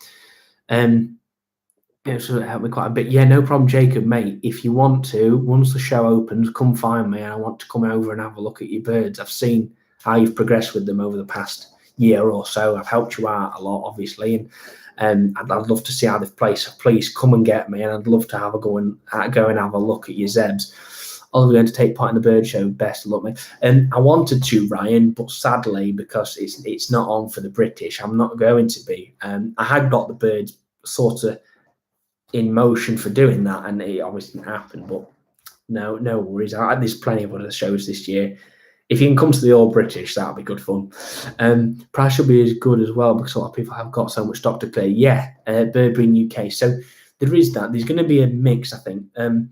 Not a lot of people can bring them from the continent. A lot of guys used to come over from Belgium, Germany, Austria, Malta, and bring an awful lot of birds over to sell in the UK, because they had good birds and they had different things. So there's mutations on the continent that aren't found in the UK, or rarely found in the UK. So you're going to find that some rare mutation birds, for example, I'm just going to have to put it out there, Feo red poles, you're probably going to see an increase in price in those, because a lot are brought over from the continent. We can't now. But you will find that prices will drop on other birds. So you might be able to get cinnamon red poles for £10 cheaper than they'd usually be, just because a lot of guys have got a lot of stock to move on. Don't worry, lad, I'll play Minecraft with you. It's an elite game. Yes, Harry, come on, mate. Yeah, Minecraft is an elite game, and it's a good game. Mule Man, life is a great pastime. I agree, Mule Man. It is. It's great. I've been playing it since it came out when I was younger on Xbox 360 and then Xbox One. It's a great game. I love it. Little Lyman, you said, "Oh my God, Jacob, I didn't realise." Yeah, so well, that actually scares me. to think that you're in year 7 just because you didn't see the big snow we had in 2010 in the UK. You know, mate, Minecraft's older than you. What the hell? That's what scares me. Is I'm like, holy shit. You know, I just can't get through the fact that I've just started uni as well, guys. I'm living from home because my campus is 40 minutes away, so I drive there. And plus, it lets me keep the birds, so I'll take that any day of the week. So I've started doing uni now. So I'm studying animal science. I was originally going to do veterinary science. However, the animal science course seemed to actually appeal to me a bit more in that you understand a lot more animal physiology and how different things in the body work, both human and animal. So I'm going to be able to tell you a lot more on the birds. And oh my God, Harry's going to do animal science too. Yeah, Harry, come to University of Nottingham, mate. I'm there, mate. Probably shouldn't have said that, but it's on live stream, so it's okay. Yeah. So yeah, University of Nottingham, Harry. I do animal science there. We're starting just to get into it now. It's really good. It's really good stuff. The thing is what I spoke to some of the lecturers about, you know, doctors, professors, and what is they were saying. By studying veterinary science, unless you're 100% convinced that you want to go into doing, for example, surgery on maybe dogs, what it does is it sort of limits is that if you go to study veterinary science, you're studying veterinary science to become a vet, and that's sort of your career path. By studying animal science, which is what I'm studying, it sort of opens an awful lot more doors for you. Could go into the food industry, you could go to genetic engineering, you can go to animal nutrition. There's an awful lot of things you can do from it. And I thought, you know what? I think this is the best thing because I can go into that and I could then go and work for Versalaga, making bird supplements. I could go into the food industry and genetically engineer and grow meat in petri dishes to reduce the impacts of global warming, just as an example. But the thing is me studying animal science means that I'm going to be able to understand an awful lot more how things work in animal bodies, both mammals and birds and fish and all sorts. And especially in the birds is the fact that then I can hopefully be able to tell you how certain things work and hopefully share more information, and we can work on different things together as everyone watching the videos, is that we can then hopefully be even better at doing what we do. So yeah, just thought I'd give you that guy. And once I get a bit more into it in terms of getting further in a few years in. I mean, I'm doing the bachelor's, the BSc anyway. That's a 3-year course.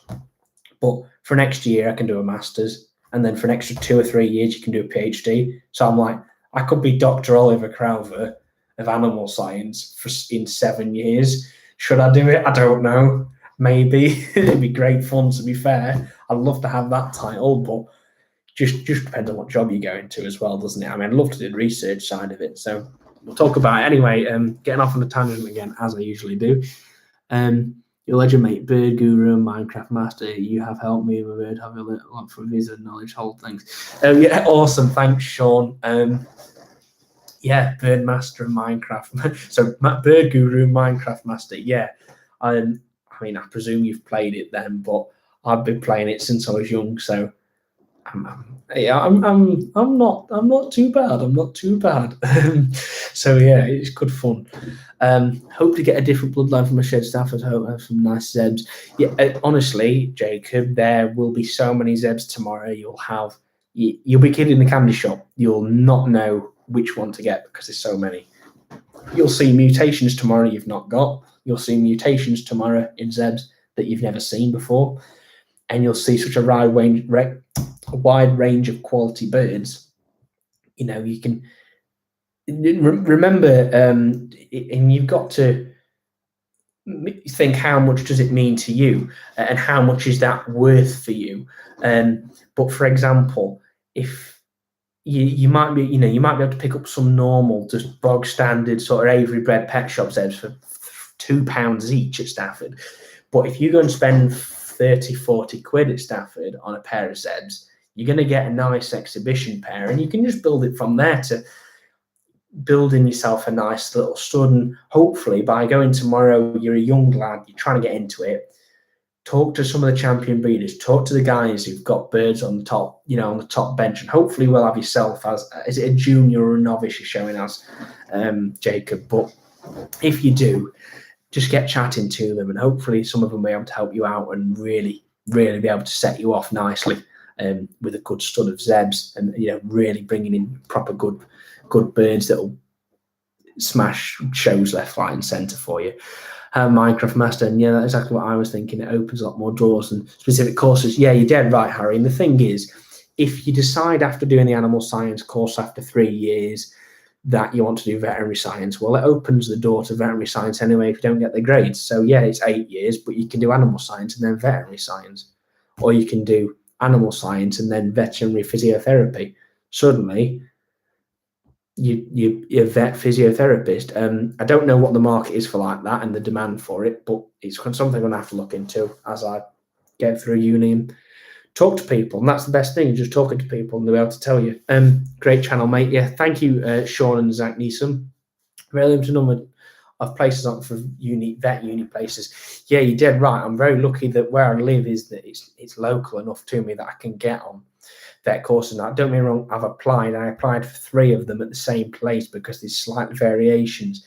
They're very competitive, and I don't want to make any claims but it seems after talking to some people that if you know someone who has something to do with the course, you're almost more guaranteed to get on. I've got hours of work experience. I was predicted the top grades. There was nothing more I could have done to get onto the veterinary science course, and I didn't get on. I was unsuccessful in my application, yet there was other people who got lower grades than me and no work experience who got on. And it's sort of not what you know, it's who you know, and that's the problem. So yeah, but anyway, not slagging off vet science courses and not slagging off any unis, but it just seems like, and that's not one specific uni, that's an awful lot of them. You were selling birds for show. I'd just like to meet you to see your birds, have a chat. Nathan, I'll be bringing a few birds, but they're already reserved. I'm only taking reserves tomorrow. I won't have a table. I mean, don't get me wrong. I might just commandeer one because there'll be a few spare. But yeah, you're more than welcome to come over and have a chat and what have you, Nathan. I'm more than happy to do that.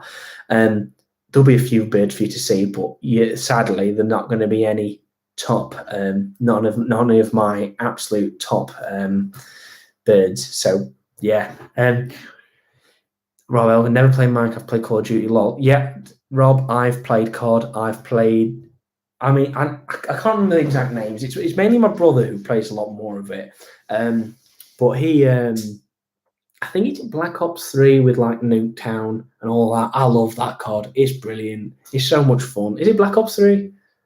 I think it is. And zombies is good fun on COD. But then again, I can only play it for an hour, and then I just get a bit fidgety. I can't sit and play it. That's the problem. Is I struggle to sit and play games. I just can't do it. I'd rather be in the bird shed with 5 red poles in front of me in show cages and looking who's best. I enjoy doing that more. Dr. Oliver, Minecraft Master and YouTuber. You're dead right, Muley, man. I hope so. Dr. Oliver, Burger by day, Minecraft Master by night. Exactly, Harry. Maybe one day, I wish there was like a degree in Minecraft. Like, holy... why am I not saying it? It's not even monetized, this video. Yeah, like, I don't know, Doctor of Minecraft, Doctor of, I don't know. Yeah, okay, yeah, Minecraft tip for you all, never dig straight down. If you never play Minecraft, never do it because you'll end up in lava. Happened to me so many times, thinking, get away with it this time. No, you don't. You end up in lava and you lose your diamonds. Harry, my mind, Muley, man. You're going to have to change the YouTube channel to my name, Dr. OCA. I tell you what, how about I'll tell you what, I'll make that a thing. Muling man, if I get a doctorate in animal science, which I might well do, I will change the name of the channel to Dr. O.C. Avery. I will do that because it'd be funny. Hanson, yes. Yes, so you showed us a junior. What shall I say? Just ask them what best food. Well, yeah, but also is there just ask them. Sort of what sort of how big the cages do you breed them in? How do you get them fit? How do you get them ready for a show? Just explain your situation. Say, look, you're however old you are, Jacob. I love zebra finches. I've kept them for however long you've kept them.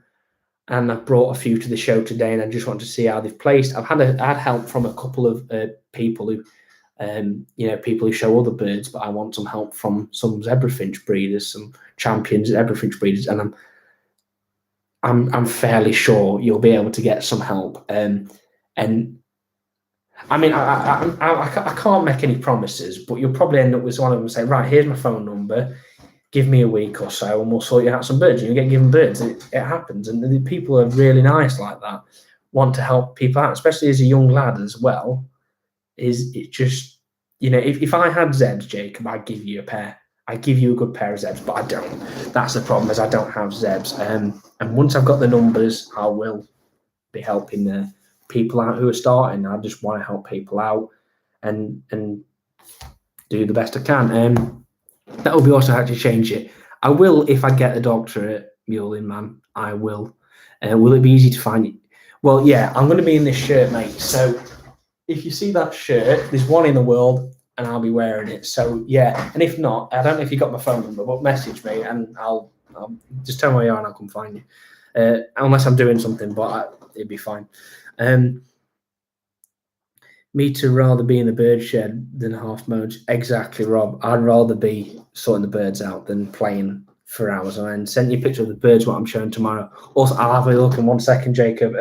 Sean Westwood, always in the shed, I am. Oh, I think we all are, mate. Everyone. At most birdmen, I think we're in shed more than we're in house, to be fair. Actually, that's a good point. I need to go and lock up the sheds. I forgot about that.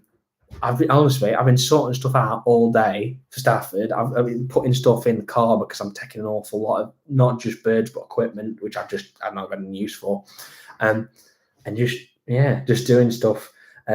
So yeah, I need to go and I'll do that after the stream. Be fine. They're pretty hardy anyway. It's safe around here. Always in the shadow. Well, I know what you mean. You get no tear no more, Sean. Yeah, you're right, Harry. Well, actually, no, you do. You do need a TV because you've got to watch me, Shane, and Matt on the TV. That's what you need to do. I'll tell you what, it'd be good if we get on BBC or something, wouldn't it? We get our own show. We go to it. You should make merch and sell it. So Muling man at shows. So I tell you what, mate. I've spoke about this, and me and my dad have been talking about it. So I've obviously got this, and I had it made for Stafford. A bit of fun. I've been tempted to, but the only thing is that I've only got 5,200 subs at the moment. So I was thinking maybe once I hit 10k subs, I might. But it's just what I'd put on it, because really, would anyone want to walk around with the OC Avery logo on a shirt? But what I could do is make merch which maybe it's got, I don't know, a goldfinch on it, or it's got something to do with birds on it that's not like banging in your face, and we can make some that are like that. But I am thinking that to be fair, and Harry said he'd buy it. Awesome, got a customer already. And what I am thinking is I might try and do something merch wise for Christmas. Maybe I release something mid-November, and we take pre-orders on it or something, and we get it to everyone by Christmas. Just because I think overall I'd have to set up a website, and I've got no problem with doing that, other than because I've only got a small audience at the moment compared to a lot of big channels who do merch. Is that how often are people going to be wanting to buy the merch? Is that I might set up this website and end up where I sell 1,000 pieces of merch in a month, and then we don't sell anything for 3 months because everyone's got what they want, and then I release something new and maybe 20 people buy it. So I'm thinking maybe I do something for Christmas, a bit of a seasonal thing, but then I'll do a few options of maybe a shirt, maybe we'll do like a Christmas goldfinch or something, and we'll just go from there. So yeah. Yeah, but honestly, if you've got an idea for merch and something you'd like to see, please message me, because I'm taking suggestions and I just want to see what people are interested in, and what people would like. Rob, hopefully she'll be on the show tomorrow. Hopefully, Rob, please come over, mate, and have a chat. Obviously, please introduce yourself, because the amount of people I haven't met but I've got names of is untrue. So just let me know who you are and it'd be good. I guess I keep my TV. Yeah, there you are, Harry. Yeah, also I was sat in the shed watching the birds on the sofa. Exactly, Sean. Name for an OCA hat when I'm fishing, mate. Sorted, Jamie. We'll do an OCA hat as well with this logo. Is that all right? Or do we have sort of OCA like the letters on that? Maybe we do that. I don't know. Jamie, are you at Stafford tomorrow, by the way? Because if not, happy to have a chat with you, mate. If you are, you probably would have to make them after you order them, if it would be possible. Yeah, Mullen, man, that's my idea. Is what I do is be taking pre-orders, so I know how many I've got, what size, and so forth. Because the last thing I'd want is maybe 100 large, 100 small, 100 medium, and then we sell like a load of large ones and no one wants a small, for example, because then I'm stuck with 100 shirts that have cost me a lot of money. So it'd be a case of taking pre-orders, taking payment, and then saying, right, this is what you've got, this is what you've ordered, and we'll ship it to you directly. I'm going to see if I can do something for it for Christmas, and we could see. You should have them order to fit if possible. Yeah, it would be an order to fit, mate. If it would be possible, yeah. You could put still a pattern of birds with OCA on small. Yeah, so I have thought that, like, if, for example, like a Nike t-shirt, it's got it there, or a Hollister or something like that. I had thought you could do like a little embroidered goldfinch or something like that, but I don't know. And what I want to make sure is that the products are right, because the last thing I want to be doing is selling stuff to people that's not right. And I want to make sure. So, for example, this is a pretty good t-shirt and I do like this, but if I could, I'd like it out of a softer material, and I would like this more of an embroidered thing, because this is printed and it's fine, other than I don't want it to flake almost, because if you wash it, it could flake. I've got this brand new as well. So this is the first time I've worn it, and I'll be wearing it tomorrow. You three and me birds. Well, yeah, there you are. Look on everyone's back. Well, see if it has OCA on its back. Exactly. Well, that's it, Jacob. There's only going to be one of them, and that's my shirt. And I'm not going to be wearing a jacket, even if I'm cold, because it's how you're going to be able to tell it's me, unless you see me off, obviously, my face and all I'm talking or what. So, yeah. Yeah, an OCA hat. I wear hats. That's 3 recent ones. Awesome. Well, what I could do is maybe one like that. I do one with just OCA on it, and then maybe we do one like a goldfinch face on it, or a silhouette, like you'd said, on a hat. I don't know. Please, would you do a junior short? Yeah, it's junior shirt. Yeah. Well, of course, mate. Of course, Jacob. I've got a young. So actually, if you've watched, the Alan Horry visit we did. There's a little lad called Charlie in that. Anyway, he wants one of the shirts. I'm going to try and sort a few out for people, and it'd be good fun. And most important thing before you go, mate, is for everyone to have a great time at Stafford tomorrow. It's a great place to meet fellow breeders and get advice. Not only that, get everything you need. Yeah, Shane, the bird room, you're dead right, mate. That's exactly it. Just make sure you enjoy it. That's what it's for. It's enjoying it. The competition, it's friendly competition. If you don't win, you don't win. But if it's a show, but it doesn't matter. You're just there to have fun, enjoy yourself, and chat with people. So Shane is, absolutely right, spot on, mate. Pick up what you need. It's a perfect place for talking to people. If there's something you're not sure of, just have a chat with someone, and someone will be able to tell you, I'm sure. And if not, someone will be able to put you onto the right person to talk to. So don't worry about it. Yeah, Shane, I tell you what, I've missed you at the past 2 shows. I've not been able to find you. So I've got your number now. You can't escape me. I'm going to find you tomorrow. But yeah, just everyone enjoy it tomorrow. It'll be really good fun. Exactly. Beacon Knowledge and Supplies at Stafford. Yeah, you're dead right, Harry. All sorts and what have you. No, it can't make it tomorrow. I've got a wedding still. Oh, what a shame, Jamie. Sorry to hear that, mate. Well, just come, if you can, come to the next one. It's in March. I don't know the date yet. I don't know if it's going confirmed. It's usually the first Sunday in March, or it could be late Feb. I don't know. I'll have to have a look. But if you can make it to the spring one, it'd be good fun. And let me know how you're getting on with your bullies as well. Obviously, you look to have a good year with them. Go for the first time tomorrow. I can't wait. I can't blame you, Lee. This is the fourth or fifth Stafford I've been to, and I'm giddy. I'm really excited for it. I love it. It's so fun. It's brilliant. So yeah, it'd be good.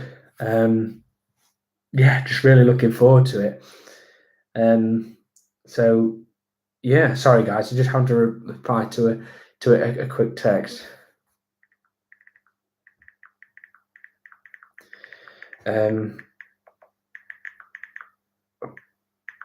So yeah, just really looking forward to everyone tomorrow.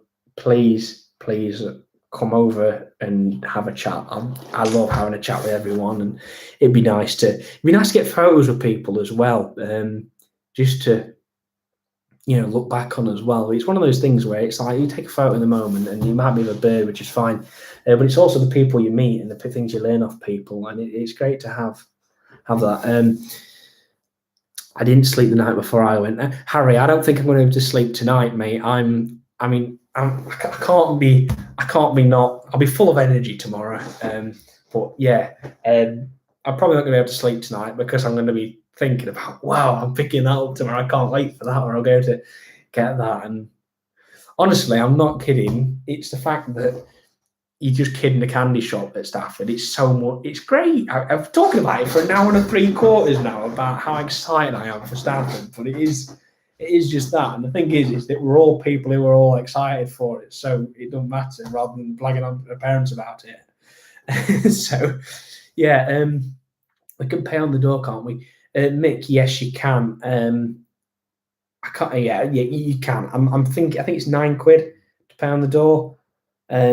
You do have to go to the ticket booth. Don't stand in the queue just to get to there and then not get a ticket. So there's a ticket booth, and you just go and get your wristband from there. I think it's £9. Obviously, under 16s, I think it's free. So yeah, unless it's early entry. But yeah, you can't buy early entry on the day. By the way, you get early entry if you're either showing or you've got a table, or you've been lucky somehow and managed to get one.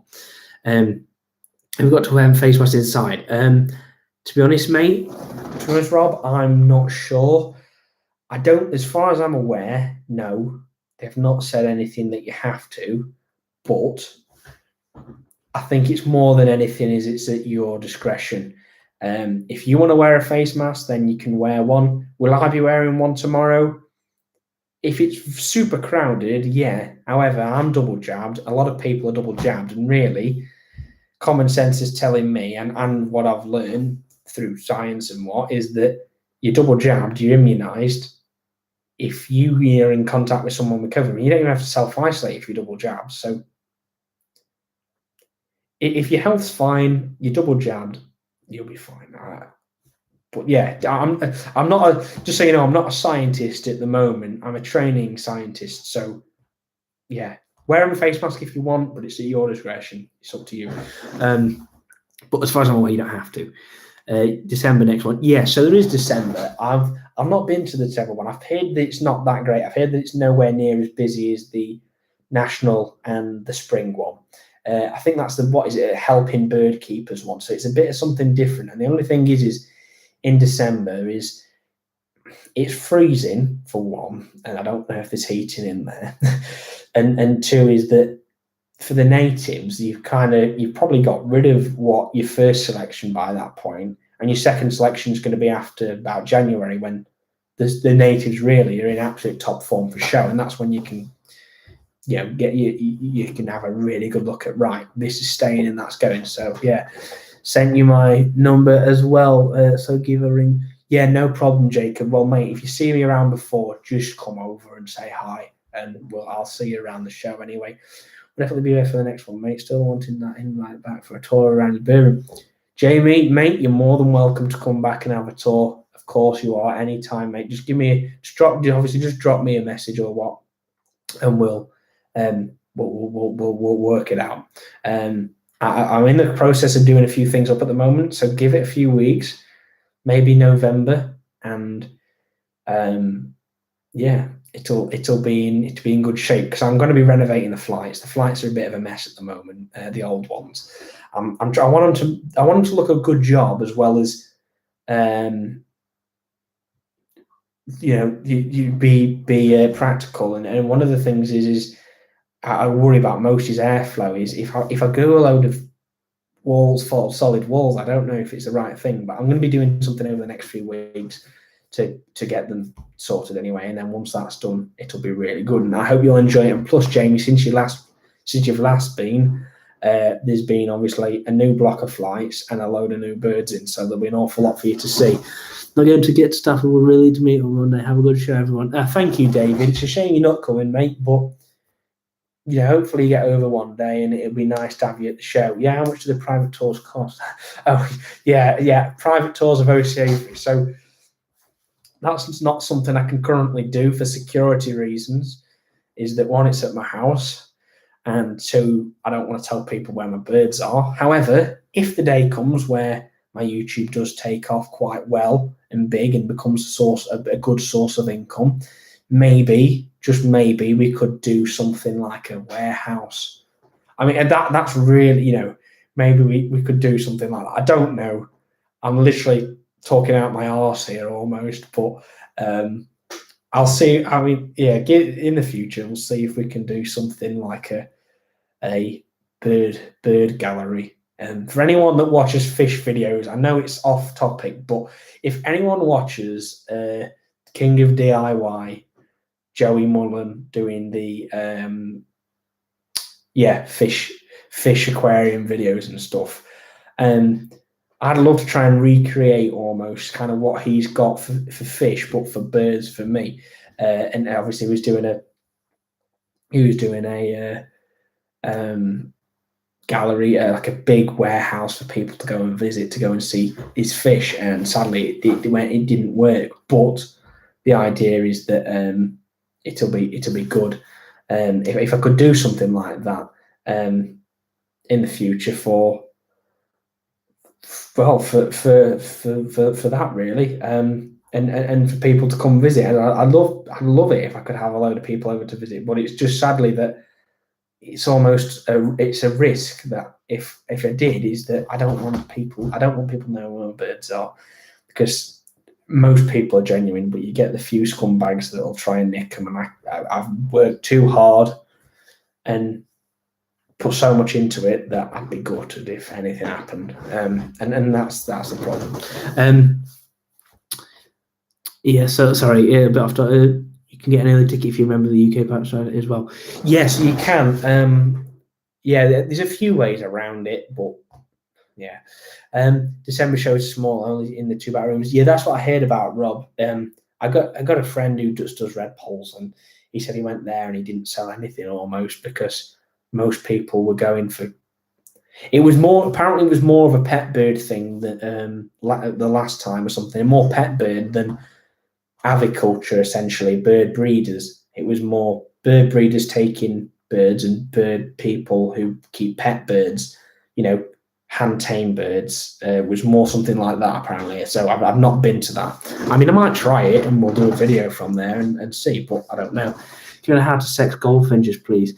Hi, Jason. Yeah, I will do at some point, mate. I'm not an expert on goldies. I can tell you pretty much by looking at them, but I think there'd be people to talk to who'd be better at that, and I'll see what I can do, and maybe we could do something with someone else who's got a variety of goldies and can sex them. But it's generally quite simple in that the blaze extends past the eye if it's a cock, it doesn't if it's hen. And I think it's maybe black shoulders if it's a cock bird, and northern fawn sort of shoulders if it's a hen for goldies. I don't know. I've not done an awful lot with them. It's like Christmas Eve. It is, Jacob. It is like Christmas Eve, mate. It's like, oh my God, I'm so excited for tomorrow. I don't know what you're going to get almost. It literally is that, yeah, you walk out with something you didn't intend on walking out with, or something that you said, no, I'm not getting that, and you end up doing. But it's because you like it. So, yeah. I'm gonna go these galleries. Oh yeah, King of DIY gallery is amazing. Yes, it is, Harry. So I'd like to do something like that for the birds. And obviously, I don't know if you saw. Yeah, so the public display is what I'm on about. Is if I could try and do something like that with the birds. I'm gutted for him, to be fair, that it didn't go down as well as it was supposed to. Is that Yorkie one watches when Kern has some serious fish gallery. Yeah, it's brilliant, isn't it? So the thing is that he tried to do it in what was an old bank turned gym, and obviously the chap who actually ran owned the property and just told him about things and lied and everything. He had to give up doing it, which was a shame because he'd lost about 45 grand, I think, on everything he'd spent on it, and then that's not considering time he'd spent preparing things. So it's a shame. I was really looking forward to it, but if I could try and do something similar, and I would never do it in a building like that because it doesn't work for birds, obviously. But if the option came to do something like a public place to come see the birds, and obviously the thing is you're probably not going to make an awful lot of money out of it, because unless you're funded by something else, how many people want to come and view birds on a daily basis? Well, probably not an awful lot. It'd be probably something where you get everyone at weekends and maybe a few in the week, maybe school trips, and that's about it. So if I got a big enough audience on YouTube and able to make enough money from that, then it would cover the cost, is what my overall thoughts are. But it's a long way off yet, guys. I live at home. I'm sure I'm going to live at home. I'm 18, but once I'm a bit more older, set up with things, see how everything's going. Maybe I'm a doctor of animal science, Dr. O.C. Avery by then. And then we'll look at doing an avian zoo. That's exactly what it is, Harry. An avian zoo. No see every walking British over what we're thinking. That's my thought, Harry. To be fair, if I was to do that, we would definitely do British. That's my main thing. And we'd have themed aviaries of trying to recreate sort of the habitat for it. So we'd do finches, definitely finches, and we'd do separate things. I think we got to think as well is that fish breed readily in tanks almost, whether there's humans there or not, because they can't see well out of the tank. The problem is that for birds, it's a different process. And imagine if you've got people touring through and you're trying to breed a pair of, I don't know, yellow hammers. They're going to be spooked quite easily off the nest. And that's the problem, is that I think that unless they were so used to people that they really weren't bothered, or the flights were that big that they'd nest. But the thing is, then if the flights are that big, people aren't going to be able to see them. So it's a bit one of them things where I think if I was to do it, it would be a case of I'd have my own breeding stock elsewhere, and maybe we'd do it as you do like a walk-through corridor behind a glass thing, and then we'd have the flights there so you can see the birds, they can't see you, and a bit more private for the breeding ones. But then we could do like a display of British. We'd do some different things. I'd have to get some pet macaws. As much as I'm a British bird man, I'd love a pet parrot or something like that. That'd be so much fun. And we'd have to do something like that. And then I'd do soft bills as well. So you'd want to do... Well, to be honest, I would love something like a greenhouse, and I'd love to have like a big planted greenhouse for hummingbirds. I'd love some hummingbirds. I was thinking if I could do it, and the British are always going to be my number one thing, is the point. But if I've got enough money, enough space, and I'd love to have and enough time, is have a greenhouse, plant it out, like fish pond in it, koi in it, and put a big one, and probably have mandarin ducks, scarlet ibis. I'll try and get some flamingos, and then get, I don't know, fairy wrens, peking robins, hummingbirds, and really unusual things like that. And I'd love to do like a tropical birdhouse like that, but that's a long way off yet. That's a long way off. Probably won't be able to breed in any entertainment. Yeah, well, so I do separate, Harry, is the idea. Rotate, do that. December 1 was more budgeting for adventures with the British birds. Oh, right. Okay. That's not bad for you, Rob. If it's only 20 minutes, mate, you might as well. I know some people made a long trip for it and it was a letdown. So it's an hour and just a bit for me. So, I mean, my girlfriend lives closer to Stafford anyway. So I could always stay there and pop down and see what it's about. But I've heard it's not as good as the Stafford either autumn one, this one, or spring. I'd love a pond setting for ornamental ducks and ibis. That's my dream with those soft bills. Yeah, Harry, I'd love to do something like that. Ornamental ducks, ibis, soft bills. As well as the British and doing what I love doing what I do now. I don't think I could get any better, any happier with what I do. I love it. So yeah, an hour, you're lucky. It'll take me 4 hours, give or take. Oh yeah, you're not kidding, Shane. I know, mate. It's a long way for you. I mean, you can stay in hotels, can't you? But the problem is that you stay in a hotel, suddenly it's, I don't know, 100 quid for a hotel for a night, and you're at Stafford the next day, so you've got to almost leave your stuff there, and it's a long time, isn't it? So I do feel sorry for you that it's such a long way. Obviously, you make the effort to come and enjoy it. So, oh yeah, I know, Harry, you're south side of London, mate. It's a long time.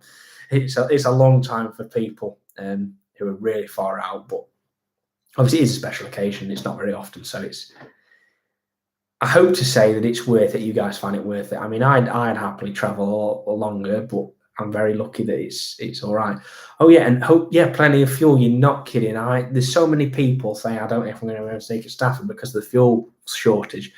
It's bollocks, isn't it? I mean, there's a fuel shortage. It's not a fuel shortage. There's a shortage of common sense is the problem. Is that all it takes is the BBC or the media just to go, right, there might be a fuel shortage because there's been some problem with HGV drive, and suddenly everyone floods to it, and God, it's hard work, isn't it? But oh well, welcome to the UK. Right, I'll have to answer the last few questions, and I'm going to have to go because it's 10:15. We've been doing this since 8, and I need to make sure I've got my voice for tomorrow because it's going to be a long, fun day. Last time I was in a hotel wasn't great. It was right the day after spending the night in. Oh yeah, so I know. I've seen photos from the aftermaths after shows like that with a couple of the Irish lads. I think it's probably safe to say that they can outdrink a lot of us. So yeah, yeah. Do you think there will be tickets returned tomorrow morning for the early entry? Ordered tickets. Caden, I honestly don't know. If you're a member of the Pirate Society and you've got some sort of proof, they might be able to do something for you. Maybe if you went to the ticket booth and said, look, I'm a Pirate Society member. I couldn't order the tickets online. Just make some, or I couldn't order them. So I've come to turn up. And hopefully, you remember and you'll be fine. But if there's anyone you can contact just to have because it's a long way to turn up and then have to wait 2 hours for the normal entry. So yeah, make sure I will, Jacob, don't worry, I'll do it after the live stream. Sure, to only 5 BP drivers knowing. Exactly, that's the problem, Harry. So yeah, but anyway, look, everyone, thank you so much for coming on the stream. This has probably been the best one yet, so let's try and make the November one even better. I really look forward to tomorrow as well for meeting everyone. Please come over, say hi. I'm more than happy to have a chat with everyone. If you want to take photos, you can take photos. I'm more than happy to do that, and we'll have a look around your birds and what have you. So yeah, I'll just answer the last few questions and then we're having to go. Couch proof. If you've got a membership, Caden, you should be all good. Something like that. Or even maybe just proof that you've paid for the membership and fine.